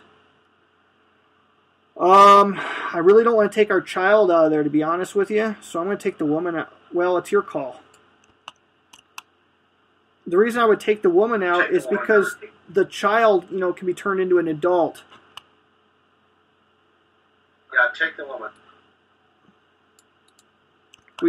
Good cannon fodder. The only time that, when I'm really reluctant to take the women out is when I don't have, or when I have a lot of trade goods I could potentially build. But since we can only build up to 3 of them, as long as we have at least 3 women in our families, collectively, I think we're okay. The only danger is if that man dies, then we lose the family counter, and that's never good. And so we lose 1 culture. You lose 1 culture for each empty box in the family affected by the raid. So having removed the woman, we uncover an empty spot. Now the next time that family gets nailed, it's going to be 2 culture points. So Mike, we kind of need an evasion roll here. No, remember they only get hit once because the family goes to the number. They can only be hit 1 time. Let me make sure that is correct, because that's only that's for enemy raids, but for tribal raids, is that true?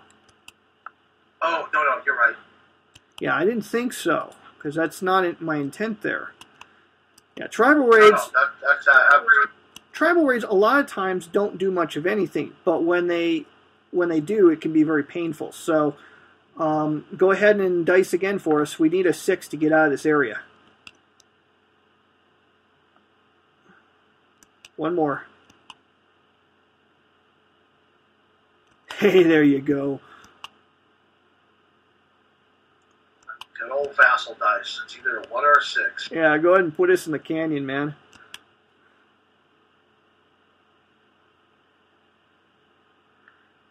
Alright, now there are 5 more tribal raid counters remaining in this Hopi war, but since there's no longer any families in Hopi land, the raid effectively comes to an end. That was a very ugly major event. So now there's a die roll face on the card. We have to dice to determine what will happen here. That would cause a reset of the cubes. Now, if we had not chosen planning, and Mike were to roll a 6 for this minor event, we would still take the card into our hand. So, but we already chose planning, so we're going to take the card in our hand regardless. Also, if the die roll here matches an area that contains an outpost, we lose culture. So I'm glad you didn't roll a 1 there.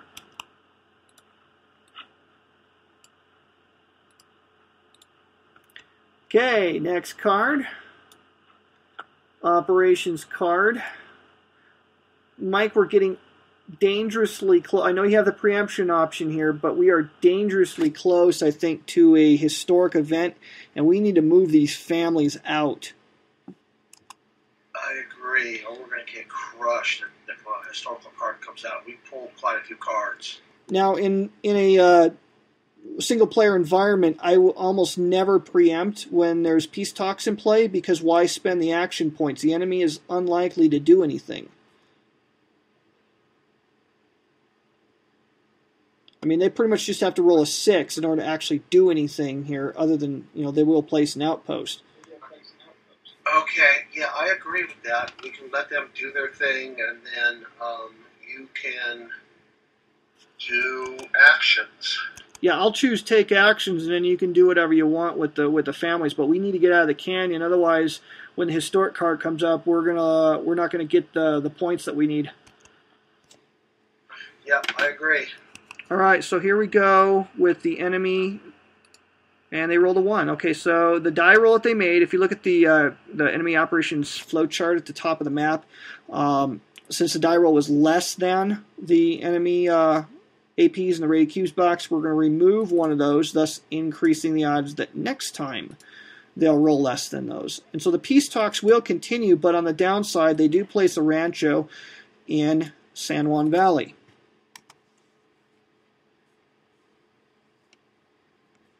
It's not good. So eventually we're going to have to break the peace and go clobber those things. So as you move the families around, you might want to move them in such a way as to set us up for that. Remember that we have 7 movement points because of horsemanship level 1, and we have 4 horses available.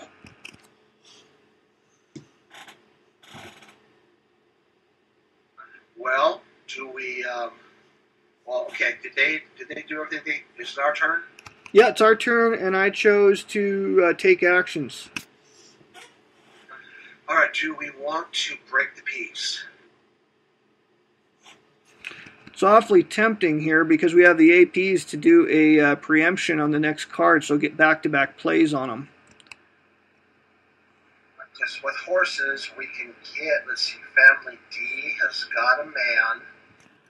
1, 2, 3, 4, 5 to get there. 6 to attack that rancho.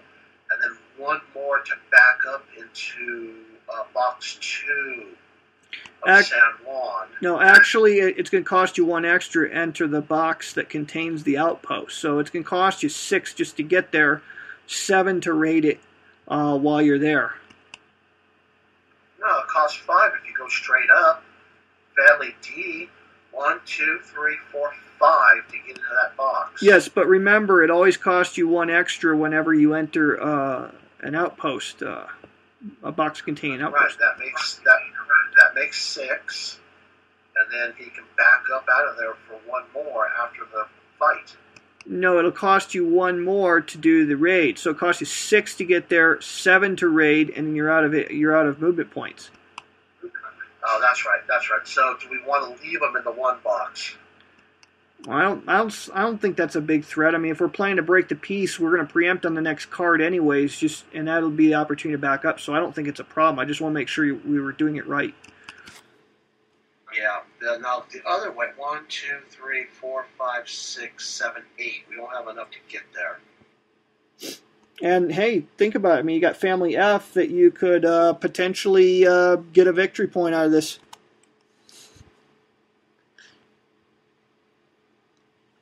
Yeah, which we need to do. All 3 black cubes are in there. Remember, black cubes count as 2 hits against the outpost. You have to score 2 hits to kill it, and that gives us a real good chance. Yeah, so with Family F, that's what we're going to start with, so I have the greatest chance of that happening. I have the most cubes to pull. That way, hopefully I can get that victory point back.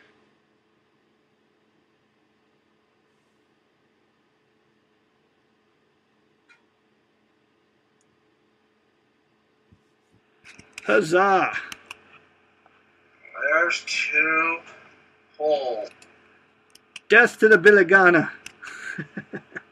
So first of all, we're going to return that rancho back to where it came from, and that will also give us a culture point.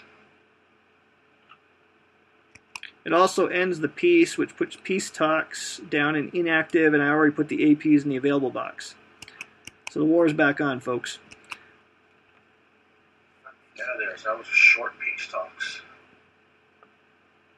And I can remove influence from that family because I have the headman player, and it was a successful raid on an outpost. So we will do that. You know, if it wasn't for that Hopi war, you would have had 1 point. You would have been 1 point up on me. Yeah, I know. Okay, now with Family A, I think we will set them up to take on the other rancho. So we get a free move from anywhere in Canyon de Shea to anywhere on the map board. So we're going to go ahead and get up. Just park them in the same box as the rancho, because if we're going to preempt. That is true, but that does not necessarily mean that you will do what I want you to do. So I'm not sure if we preempt. You're going to choose. You may not choose it. I don't know. Yeah, you know, I could use another family and just leave you hung out to dry there. Yeah, pretty much. So I think we're good there because we can move in and do what we have to do and also back up. So I'm okay with that. Yeah, it's interesting because the distress there is totally foreign in the solitaire element of the game. I wouldn't hesitate to do what I just advised, but in the 2-player game, that's a different consideration altogether. Yes, it is. So we moved A and B. C. Do you think we should go for some watering holes? Doesn't hurt. You can take care of both those drought in one turn. Yeah, I think we will go ahead and try that. For those of you watching that have watched the earlier demos, this is a new mechanic. It's something we added to the game fairly recently where if you're on the higher numbered boxes, you can try something called Look for New Waterhole. And what it does, it costs you 7 movement points minus the raid box value. So if you try to do it in the 1 box, it's going to cost you 6 movement points. But if you do it in the 6 box, it only costs you 1 movement point. And what it does is it removes a drought from that area. And this turned out to be necessary for some of the later scenarios because the drought starts to get really, really tough on you. Yeah, let's do that.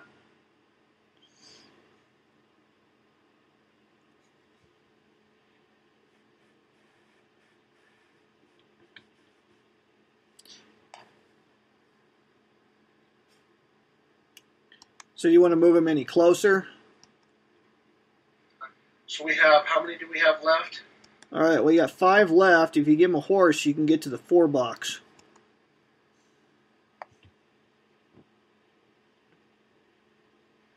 Yeah, they need to get closer, but we only have 3 horses.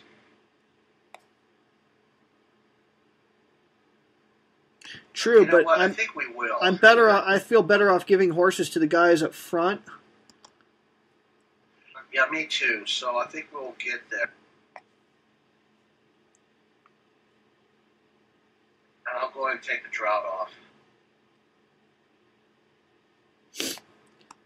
If I can give you any advice with the other families, it would be try to get one in each of the areas, Black Mesa, Hopi Land, and, well, I guess not Black Mesa, but get one in Hopi Land and Monument Valley for sure. Yeah, I was going to do that. I was going to walk F up into Monument Valley and then D down into Hopi Land. Yeah, that sounds good. Black Mesa is not worth any VPs, but, you know, if there's no drought there, then sometimes you'll want to farm back there. But Seems like there's usually drought back there.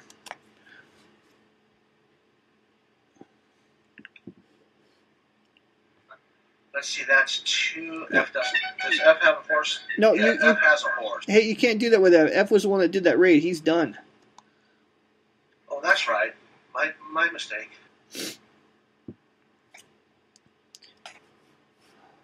I think you could get B, do a minimum move with B back to the canyon then, because B's way up at the top of San Juan Valley. You do the minimum move.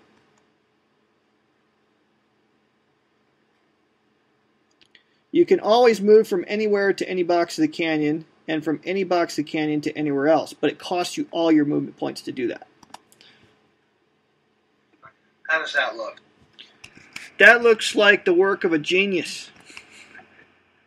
I'm not sure about that, but okay, we'll go with it.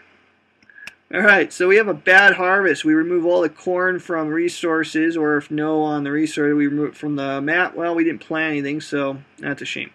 Alright, there is going to be a recycle, so those cubes we just raided with go down to the recovery box, which is unfortunate, but on the other hand, it gets it closer to going back in the bag. And when you have to attack ranchos, you need that to happen. And then we're done with that card.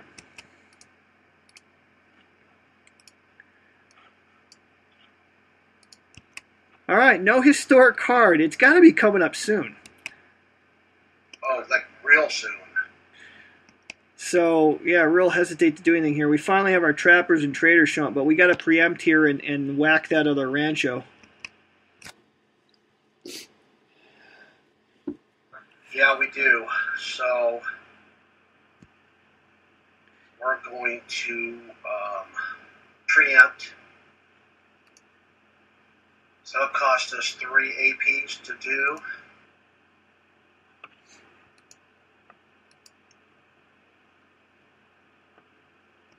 Yep.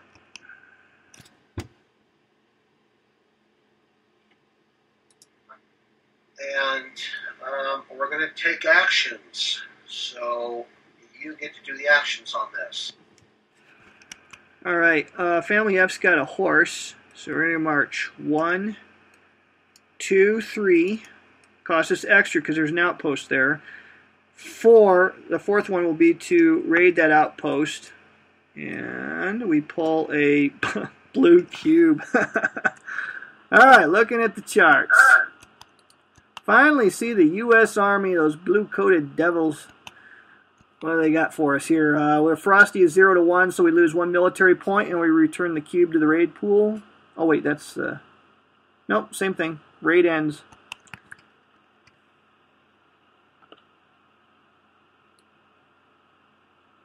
Well, you still have a couple of movement points left. Yeah, we do. We're going to hit it again. How many did I say we spent? 1, 2, 3, 4. 4. I marked it. Okay, we're going to hit them again. That'll be 5. Got to put that cube back, though.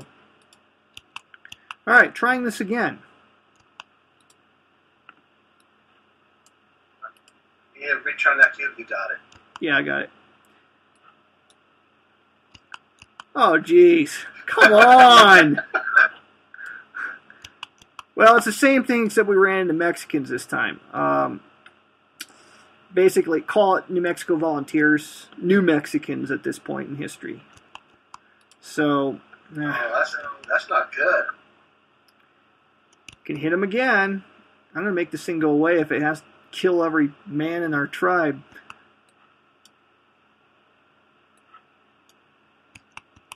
Overkill, but we finally got it. So that gives us a culture point.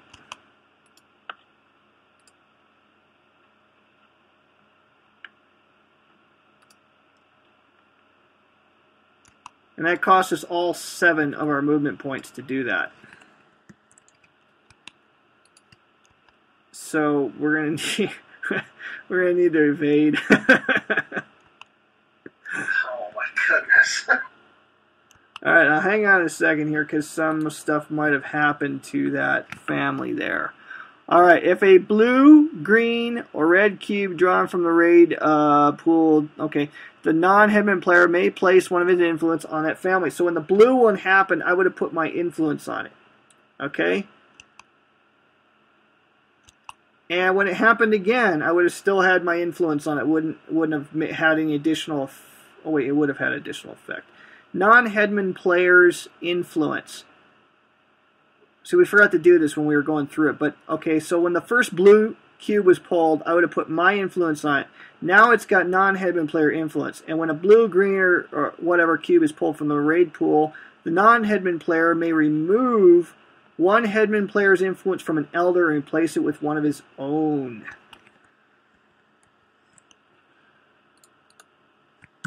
You following what happened there, Mike? Oh, yeah. It's a stupid tribe. Yeah, so we're going to flip-flop that.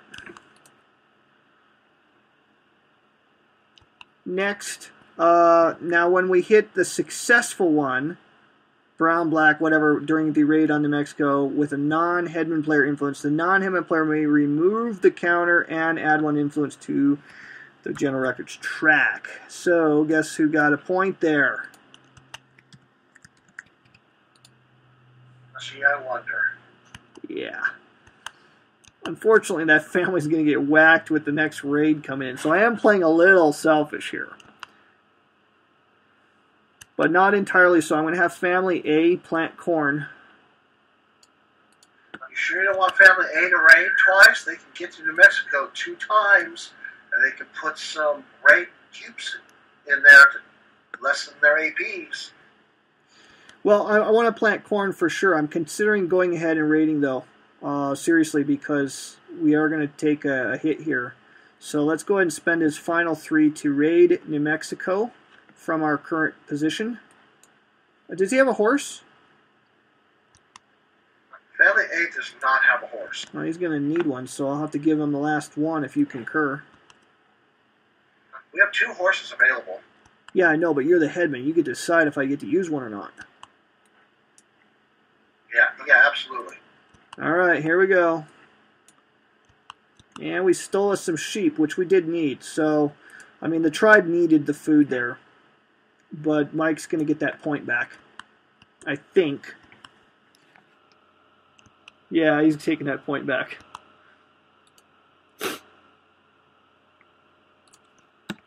And your Frosty went up too. Yeah, it did. All right, family C is going to, let's see, they have a horse. Yep, they're going to spend 1, then 2, 3, 4, 5, 6 to plant corn there and stop. And the other 3 families are all going to collect an action point. So I'll put us at 4. That's why when I placed those families, I didn't go any deeper than 3. Yeah, that was good thinking. Okay, so here comes the enemy with 2, 4, 3, 2, 1, 3. They only get 3 APs to add to their stash. They got quite a few banked up. Yeah, I was going to say stack of them. So that was good. And then we roll 2 dice. Okay, the 1 has no effect because there's nothing in the active column there right now. The 4 will flip over. Okay, that's another instruction I don't think that we've demonstrated. And that's going to happen too. But first the raid. 5 counters. Plus 2 more for the ferocious families. Oh, you know what we've been doing wrong, dude. Dang it. What? I haven't played the American period for a while. They get a +2? Looking at it. Bonus counters. Plus X, where X is total ferocity of all families of map. Plus 2 during the American period. We've been screwing the Americans out of 2 raid counters every phase. No wonder why it's been so easy. I knew we were missing something here. Okay, well, a couple of those raids that went a little easy, they shouldn't have been that easy. Okay, here we go. Coming after us. Come on, Mike, evade with that family. Get us out of there.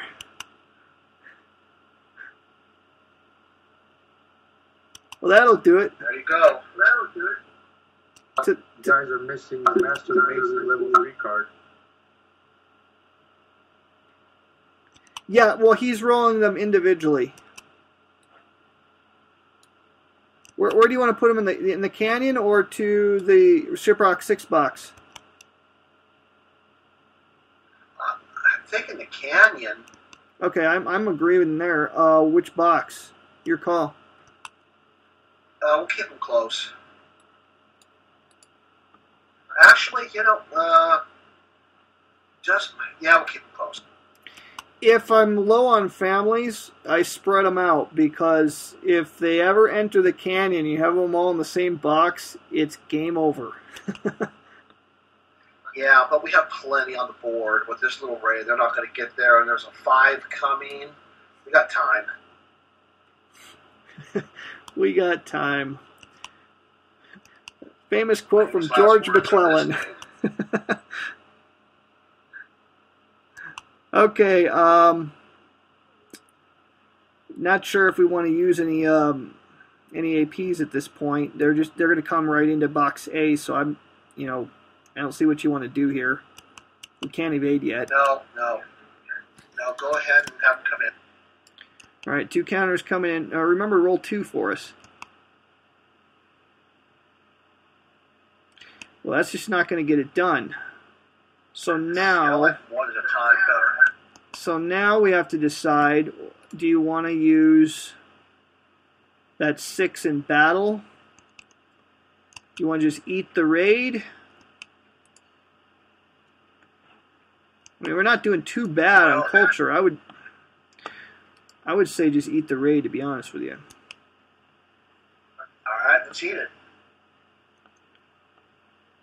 All right, kill off somebody in that family, and then I will lose 1 culture. You want the man or the woman? I'm thinking the woman. We still have 1, 2, 3, 4. Well, if you kill the man, our ferocity for that family would go down to 0, which would give them a better chance of evading next time around, and also lower our general tribal ferocity.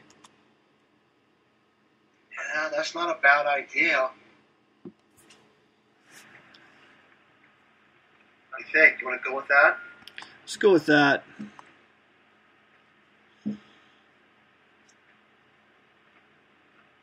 They're dead, though. They don't go to passage of time. No, they go to passage of time after raid. The only time they die is if you fight a battle and lose. Lose badly enough, I should say. That's yeah. So they're done, and they go to the dice space. They can't be hit again with the same raid. We'll just lower his ferocity now before we forget. It's easy to forget. Alright, coming after, I guess it's going to be Family C then next, huh? But we can use a harassment.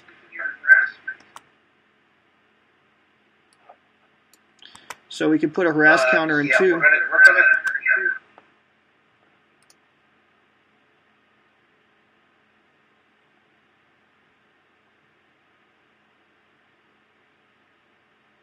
Now, we don't get to put a harass counter there because we already got our reaction roll when they entered Family A's box. Had we known we were going to fail the evasion, it would have been better to put a harass token in box 1 there, because then they would have never hit C. Yep. But then I'm not the headman. This is true. Alright, so they're going to stick 2 in there. And then I guess they're going to come in to C. Now, interesting call here. We have an AP. We could try to negotiate. I mean, the only harm and failure here is you would give me influence over that family, I think. I think we'll evade. I'll roll 4 or higher on 2 dice.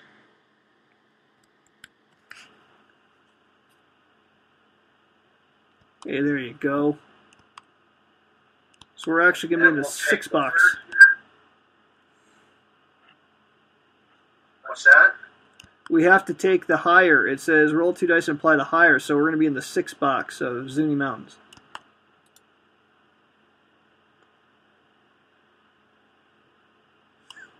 And of course, that's going to kill all of our corn.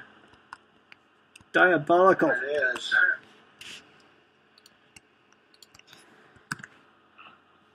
But guys, that's actually a defensive strategy. Planting these fields and establishing food caches can also be a defensive tactic because it can distract the enemy.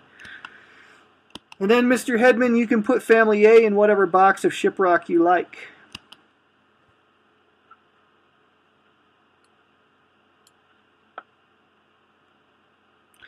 That concludes that. Now, Defend New Mexico. They spend all of their action points here. Let me read through how this works, because this is one we haven't done in a demo to my recollection. Defend New Mexico is like the peace talks. What happens is we spend all of the APs in the enemy AP available box. A minimum of 1 AP must be spent.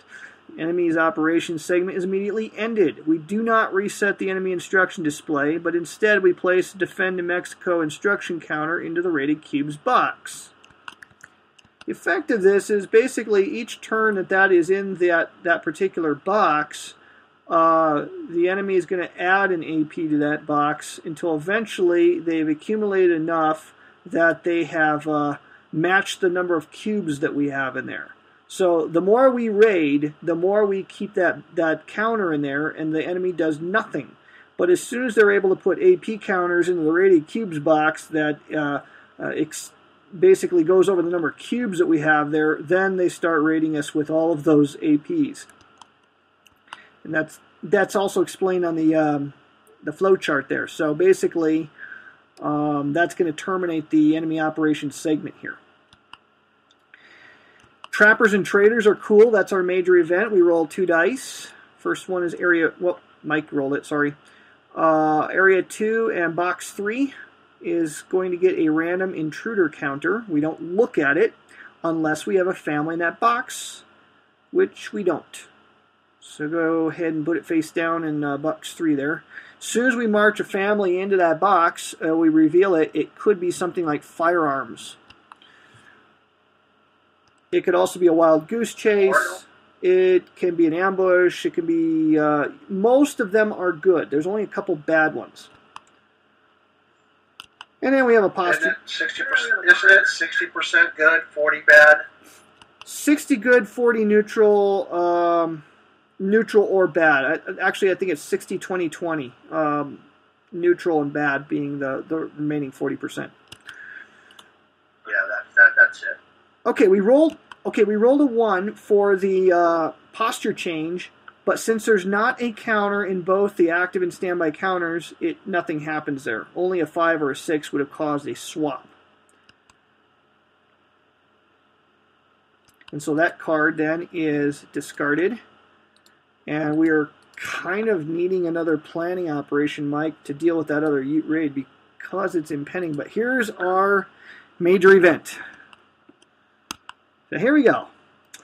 Major event takes place, so the phase marker is just going to be the major event. Then we do a victory check, yada, yada, yada. So major events here is real easy. We're going to take a fort counter and put it into the box 1 and box 3 of the Zuni Mountains area. Forts are very difficult to destroy. You have to get 3 hits on them, which usually means 3 cube pulls out of the hat without pulling a blue or green cube. And it's very difficult to do. Historically, Navajo nearly overran Fort Defiance, but after taking several casualties, a lot of casualties actually, they withdrew. But shortly thereafter, the army abandoned the fort for some time. Next, we do a victory check segment. I can't remember if I put the summary on the map. What about the enemy instruction marker, the major posture change? Oh, yep, that's right. Getting ahead of myself here. All enemy instruction markers currently inactive and standby columns swap places. Well, that deals with the Ute. That was actually pretty helpful to us. Now, obviously, this could have been a much bigger shift had we not had the Defend New Mexico in play, so that was kind of cool. And now we do the victory check. First of all, let me find the summary, make sure we walk through this. Culture test. We increase culture points equal to the number of areas occupied by a family. what we got there? 5. 1, 2, 3, 4, 5. So give us 5 culture points there, Mike. Okay. And then we decrease culture points equal to the raid box value of each raid box containing an outpost. So aren't you glad I went and killed that thing? Aren't you glad? And it only would have cost us 1, but hey. Next, we can spend culture and or military points to buy cultural developments. How many do we have, and can we afford to spend 3 to pick up Wisdom of the Ancient Ones? Yeah, I think so, because that's going to put us at 9. And here's where it's really cool for you to be the headman, because you get to choose here. That's the one I would prefer, but it's your call.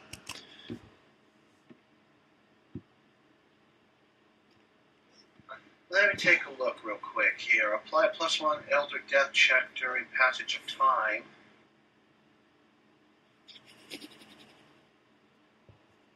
That keeps our elders alive longer. Horsemanship gives us another movement point. What's number 3 do? I don't. Yeah, that's right. It gives us another. The battle DRM for horses is +3, so we can turn into monsters in battle with that. We could do that potentially then on our next historic card. Yeah, cunning is awfully nice too. During the planning operations, players collect 2 APs for each elder on the display. Yeah, this is not a cut and dried decision by any stretch of the imagination. This is always a very tough decision here.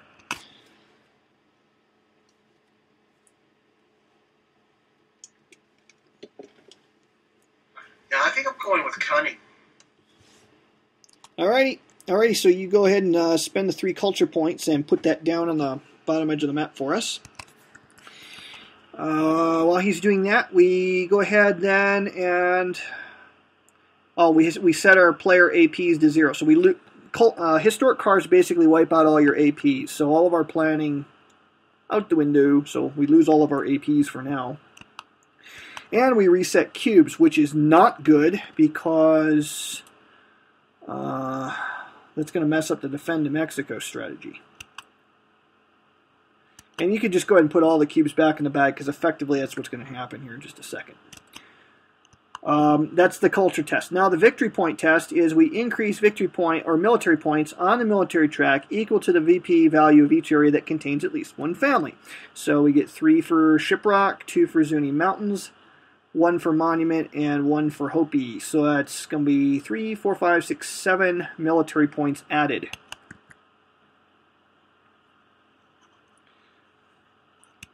And then we lose VP military points equal to the VP notation on the event itself. So we actually then lose 5. So it was a net gain of 2. And by the way, the deeper you go in any period of the game, the higher that cost is. The last card of the American period you cannot possibly gain military points on. It'll cost you 11. So you're actually going to lose 2, assuming that you occupy every area. So be aware of that. And then all the cubes are reset. So go ahead and dump them all back in the bag. And that concludes that event for us, boys and girls.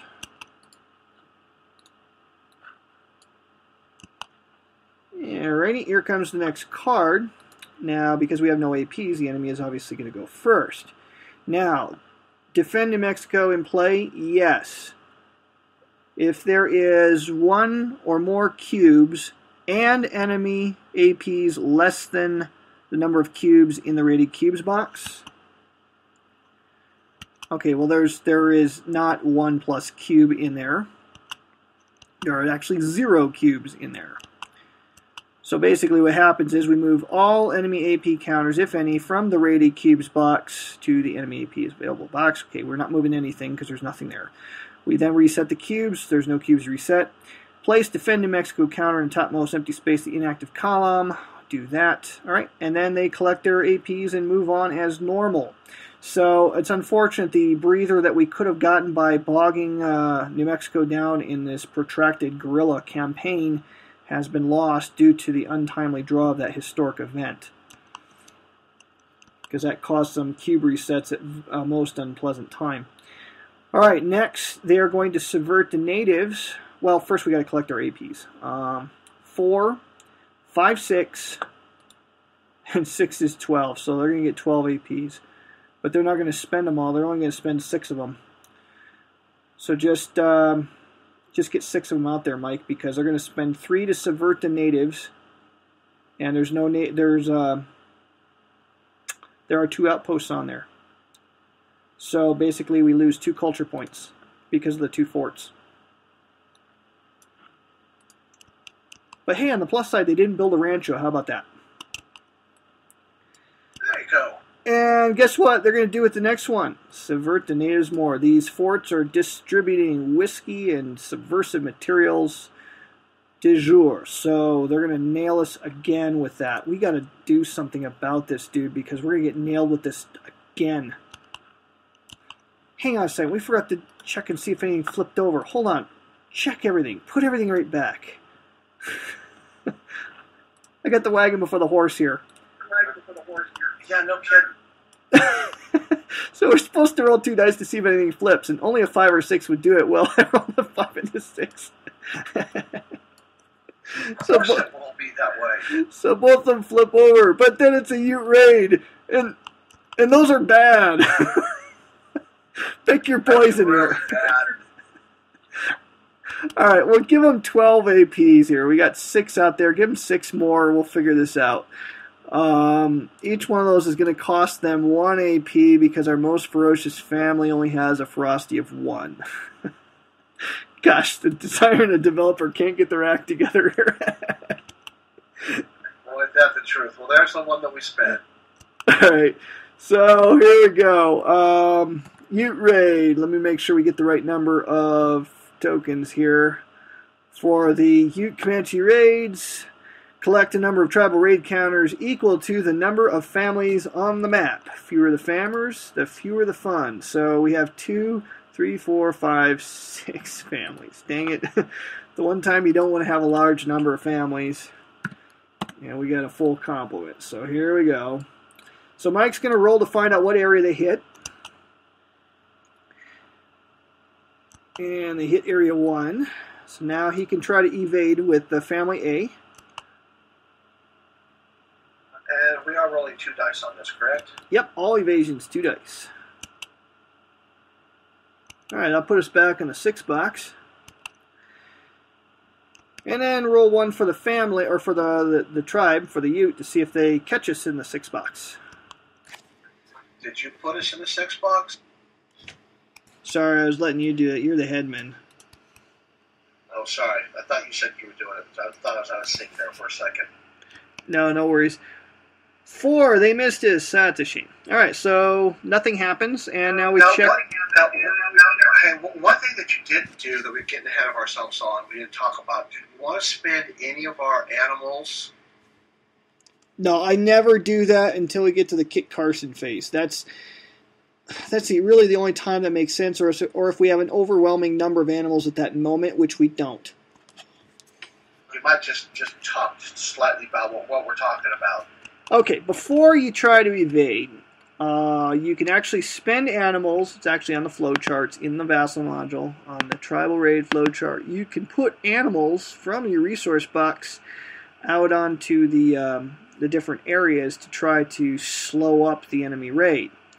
Make sure I get this right here. Yeah,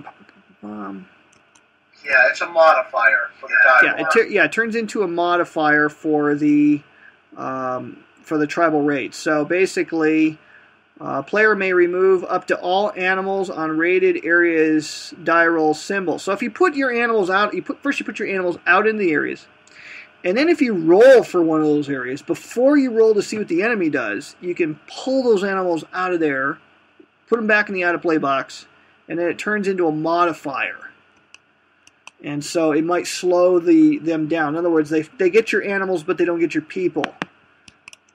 The problem is it normally doesn't really, it's not cost effective. The one time when it's absolutely essential is when Kit Carson comes after you, because basically it's a massive tribal raid, and you're going to need every animal you can get in order to survive it, because you're going to be using that to keep your family safe. And as a headman player, I get to choose if we do that or not. And so since Joel didn't want to do it, of course that would make me want to do it, but I won't. That's because you understand that's a sound decision not to do that at this point. There you go. Alright, so next area.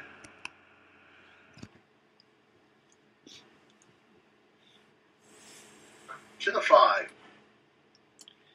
And of course we have a family there. Now you can send them to the canyon. Now the advantage of the canyon with the tribal raids is the tribes never hit the canyon.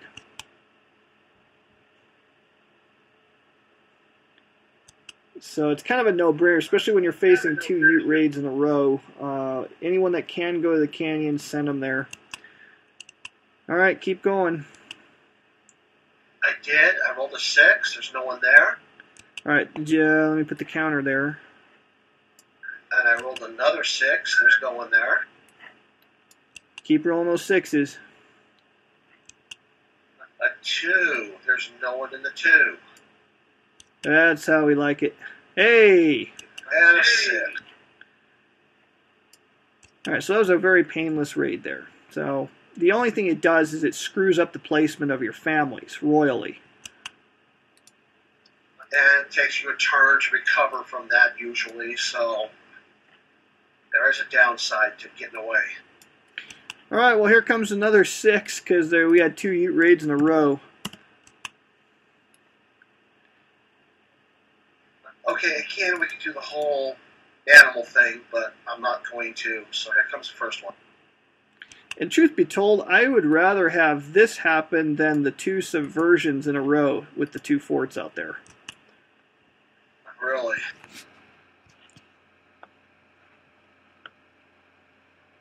Alright, one goes to the 3. Yeah, you're gonna have to roll for evasion on these guys.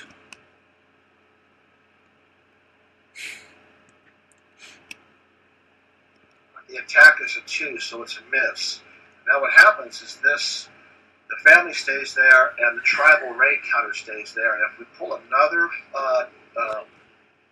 counter raid there, then it's going to start modifying their die roll. The more tribal raids they get there, the better their chance of catching us is. So here comes the next one. Going to the 6. The next one goes to 4. We've got a family there. Here's the evasion for the 4. Ooh. So he's not moving any deeper. So here comes the attack. Oh my goodness. Just survived. And here comes the next placement. And it's back to 2 where there is nobody. And 4 is going to get another attack. Come on, evade. Evade. No, there is. It's Monument Valley. Yeah, it is. So let's get out of there. Okay, let me get this straight. You rolled 2 1s in a row. Twice in a row. That's 4 1s in a row, and then you rolled 2 6s. Yeah, it's you definitely did something with making this module. All right. Now you got a choice here. You can put them in the 6 box of that area or canyon. Well, I mean, think about what's going to happen. Well, think of what's going to happen here is remember that these instruction counters, they're going to cycle, so we're going to get those 2 Ute raids in a row again. Barring any diplomacy or anything like that, which I think is going to be a sound decision for us. Or flipping. You want him to go to the canyon? I'd send him to the canyon, man. The only downside to this is if one of those things flips and it's a big raid on the bottom side of it, there's no families hardly left on the board. There's 2. It's not. It subverts the natives. Oh, okay. Well, let's send the canyon. The bigger risk, I think, is that other historic card comes up, because I think the first one was on the bottom stack. We could have another historic card at any time. Oh yeah, and if we get one, we're doomed right here. It would be painful. All right, so all right, that was all of them. Yeah, now they have a bunch of APs left over, but there's nothing left to spend them on, so they're just going to save them, and everything resets. And by the nature of the reset, these Ute basically just made an all-out effort to come after the Navajo. So effectively, we could have up to 4 of these in a row because of the way these things came out. I've never seen that happen before. It's a very extreme situation, to be honest. And after all this stuff going on, we're still tied with influence. Yeah. Hey, we should have the 0 APs, right? From the historic card, right? Correct. That's what I thought. Okay, so now I decide what we do. I'm thinking we better plan, dude. We need APs, and we need to deal with those Utes. Okay. So I'm gonna say we're gonna do a planning op, and plus we get a kid out of this. That's always good. All right. So while you're thinking about that, let me reset the recorder. That recorder's resetting. More thoughts. Don't have to be a question. You can give us a thought if you have anything. And basically, we're getting close to wrapping up the demo here. You think we've given everybody a pretty good look at the game. It's just terribly interesting, which is what's keeping me playing at this point.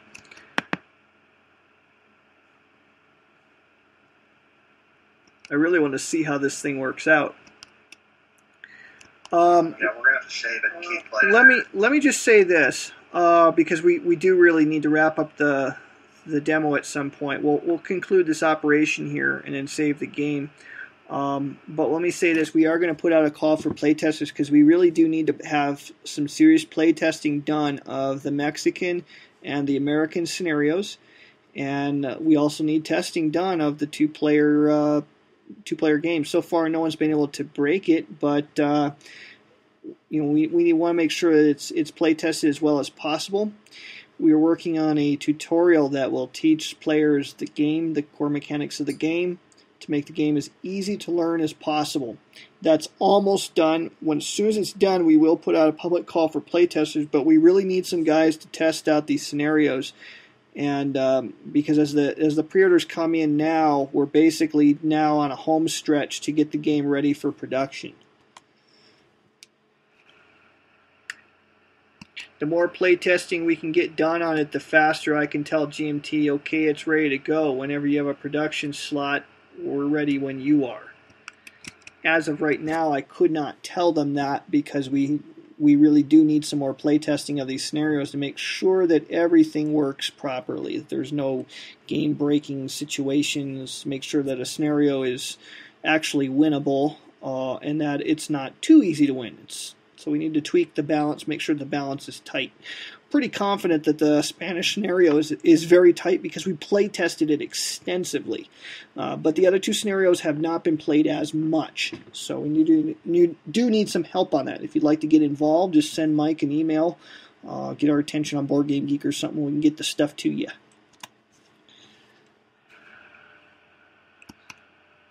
Okay, so are you ready to start this? I'll finish this last card. Yeah, let's finish up this card here. Okay, so we want to collect our APs for our elders, plus the cunning, which is during the planning operation. Players collect 2 APs for each elder on the elder display. Each elder may conduct 2 special elder actions during planning. So that's pretty powerful. Exactly. So that's 8 APs, because we've got 4 elders there, and we get to do 2 with each one. All right, from right to left, I guess I get the first crack at this. We definitely need to get together, because I think we need to go left to right on this. Because the older ones are more wise; they would get the last choice, and the young ones would be impulsive. You know what I mean? I just think the older ones, being older, has its benefits. Okay, there's merit to that. I was thinking the oldest ones would be the first ones to speak, but there's merit to what you're saying there. So here's another possibility we could throw out there. What if the headman decides in which order to receive the council? That works also. Let's try that. So then you decide which order we go in. We're going right to left. Because you want to have the last word. Makes sense. Yep. All right, so we're going to take family E, and we're going to try to adjust its influence in our favor. And we need a 1 through 4. Sorry, I'm zoomed out here. I think maybe that's actually 1 to 3. Yeah. All right, we got influence over E. We're going to try it again on F.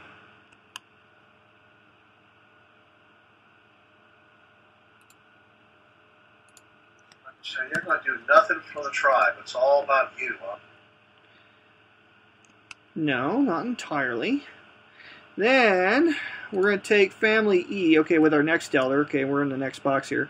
Next elder, we're going to try to persuade the Ute to leave us the heck alone, for lack of a better term. So I need a 5 or 6. We don't have any trade goods, correct? Oh, duh, that's not a function of the elders. I'm sorry. Duh, that's the men. You tried to do the same thing earlier. Yep. Yeah, we're going to need trade goods for that. All right, so I'm going to actually try to get control of the other families that might be able to do this. See, B and C both have. All right, so family B. And we get control of them. We're doing well with our influence rolls. Family C. Try family D, I'm sorry. We whiffed on him. Okay, so we got some influence out there. Now it's your play. Okay, I'm going to be good on 1s and 2s.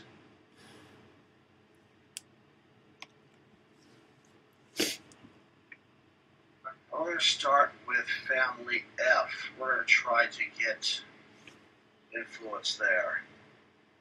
That would be a no. And a second attempt at F. Yes.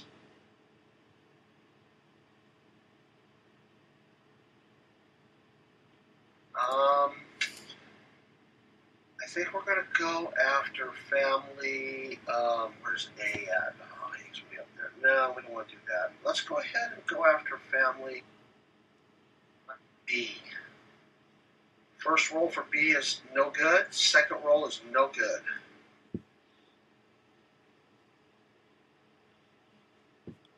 See, that card that you bought just gave me a little bit more encouragement to be more selfish.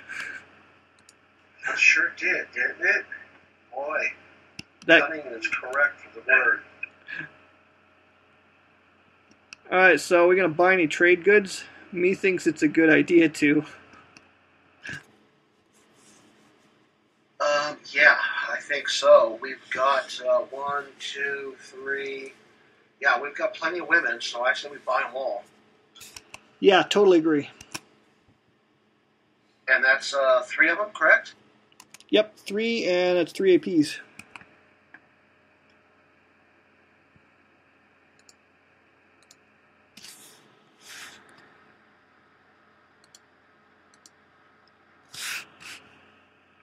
Okay, that is done. Each family or man may spend 1 AP to conduct tribal.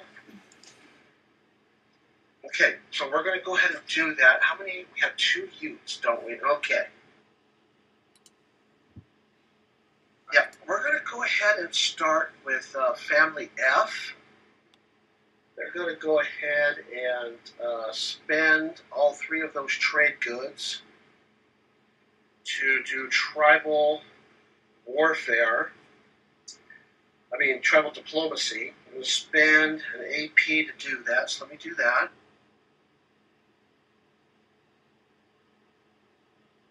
And diplomacy, we need to roll a 5 or higher.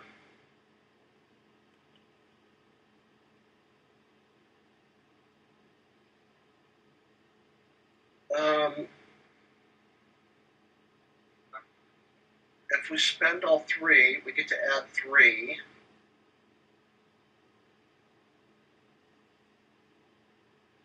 And the invasion modifier is 0 on F. I'd hate to see us spend all of our trade goods. Yeah, I know, me too. And that is not high enough. Yeah, it is. 3 and 3 is 6. So we just did it. And the 1 is going to swap with the 6. Out of the frying pan into the fire. Dude, almost all of our families are in the canyon. Yes, exactly. So, but we have enough to preempt. Yeah, I'm thinking we better do that. But I will get rid of my influence on F and take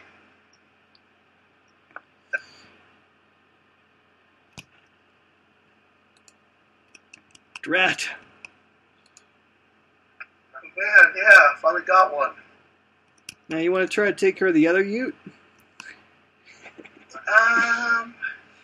No, I don't think so. There's a lot of Utes on that other side that could just swap positions or build outposts. They're kind of nasty over there, so I think we'll just leave it where it is. Okay. So that's it. There's no corn to remove from the bad harvest.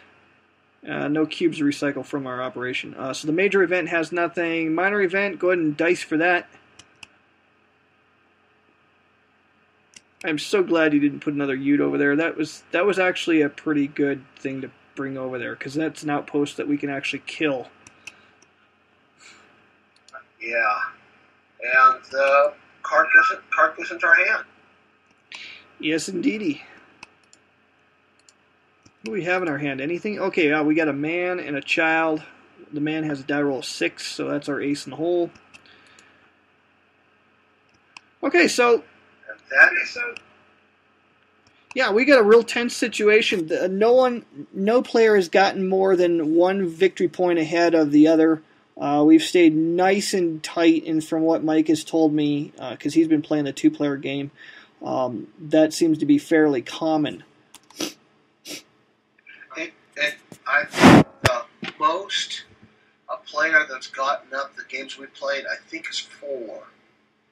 Got ahead by 4, and then the other one closed in a little bit. So everything's pretty close. Of course, that's a dangerous thing to get that far ahead, because the other player might try the scuttle strategy at that point.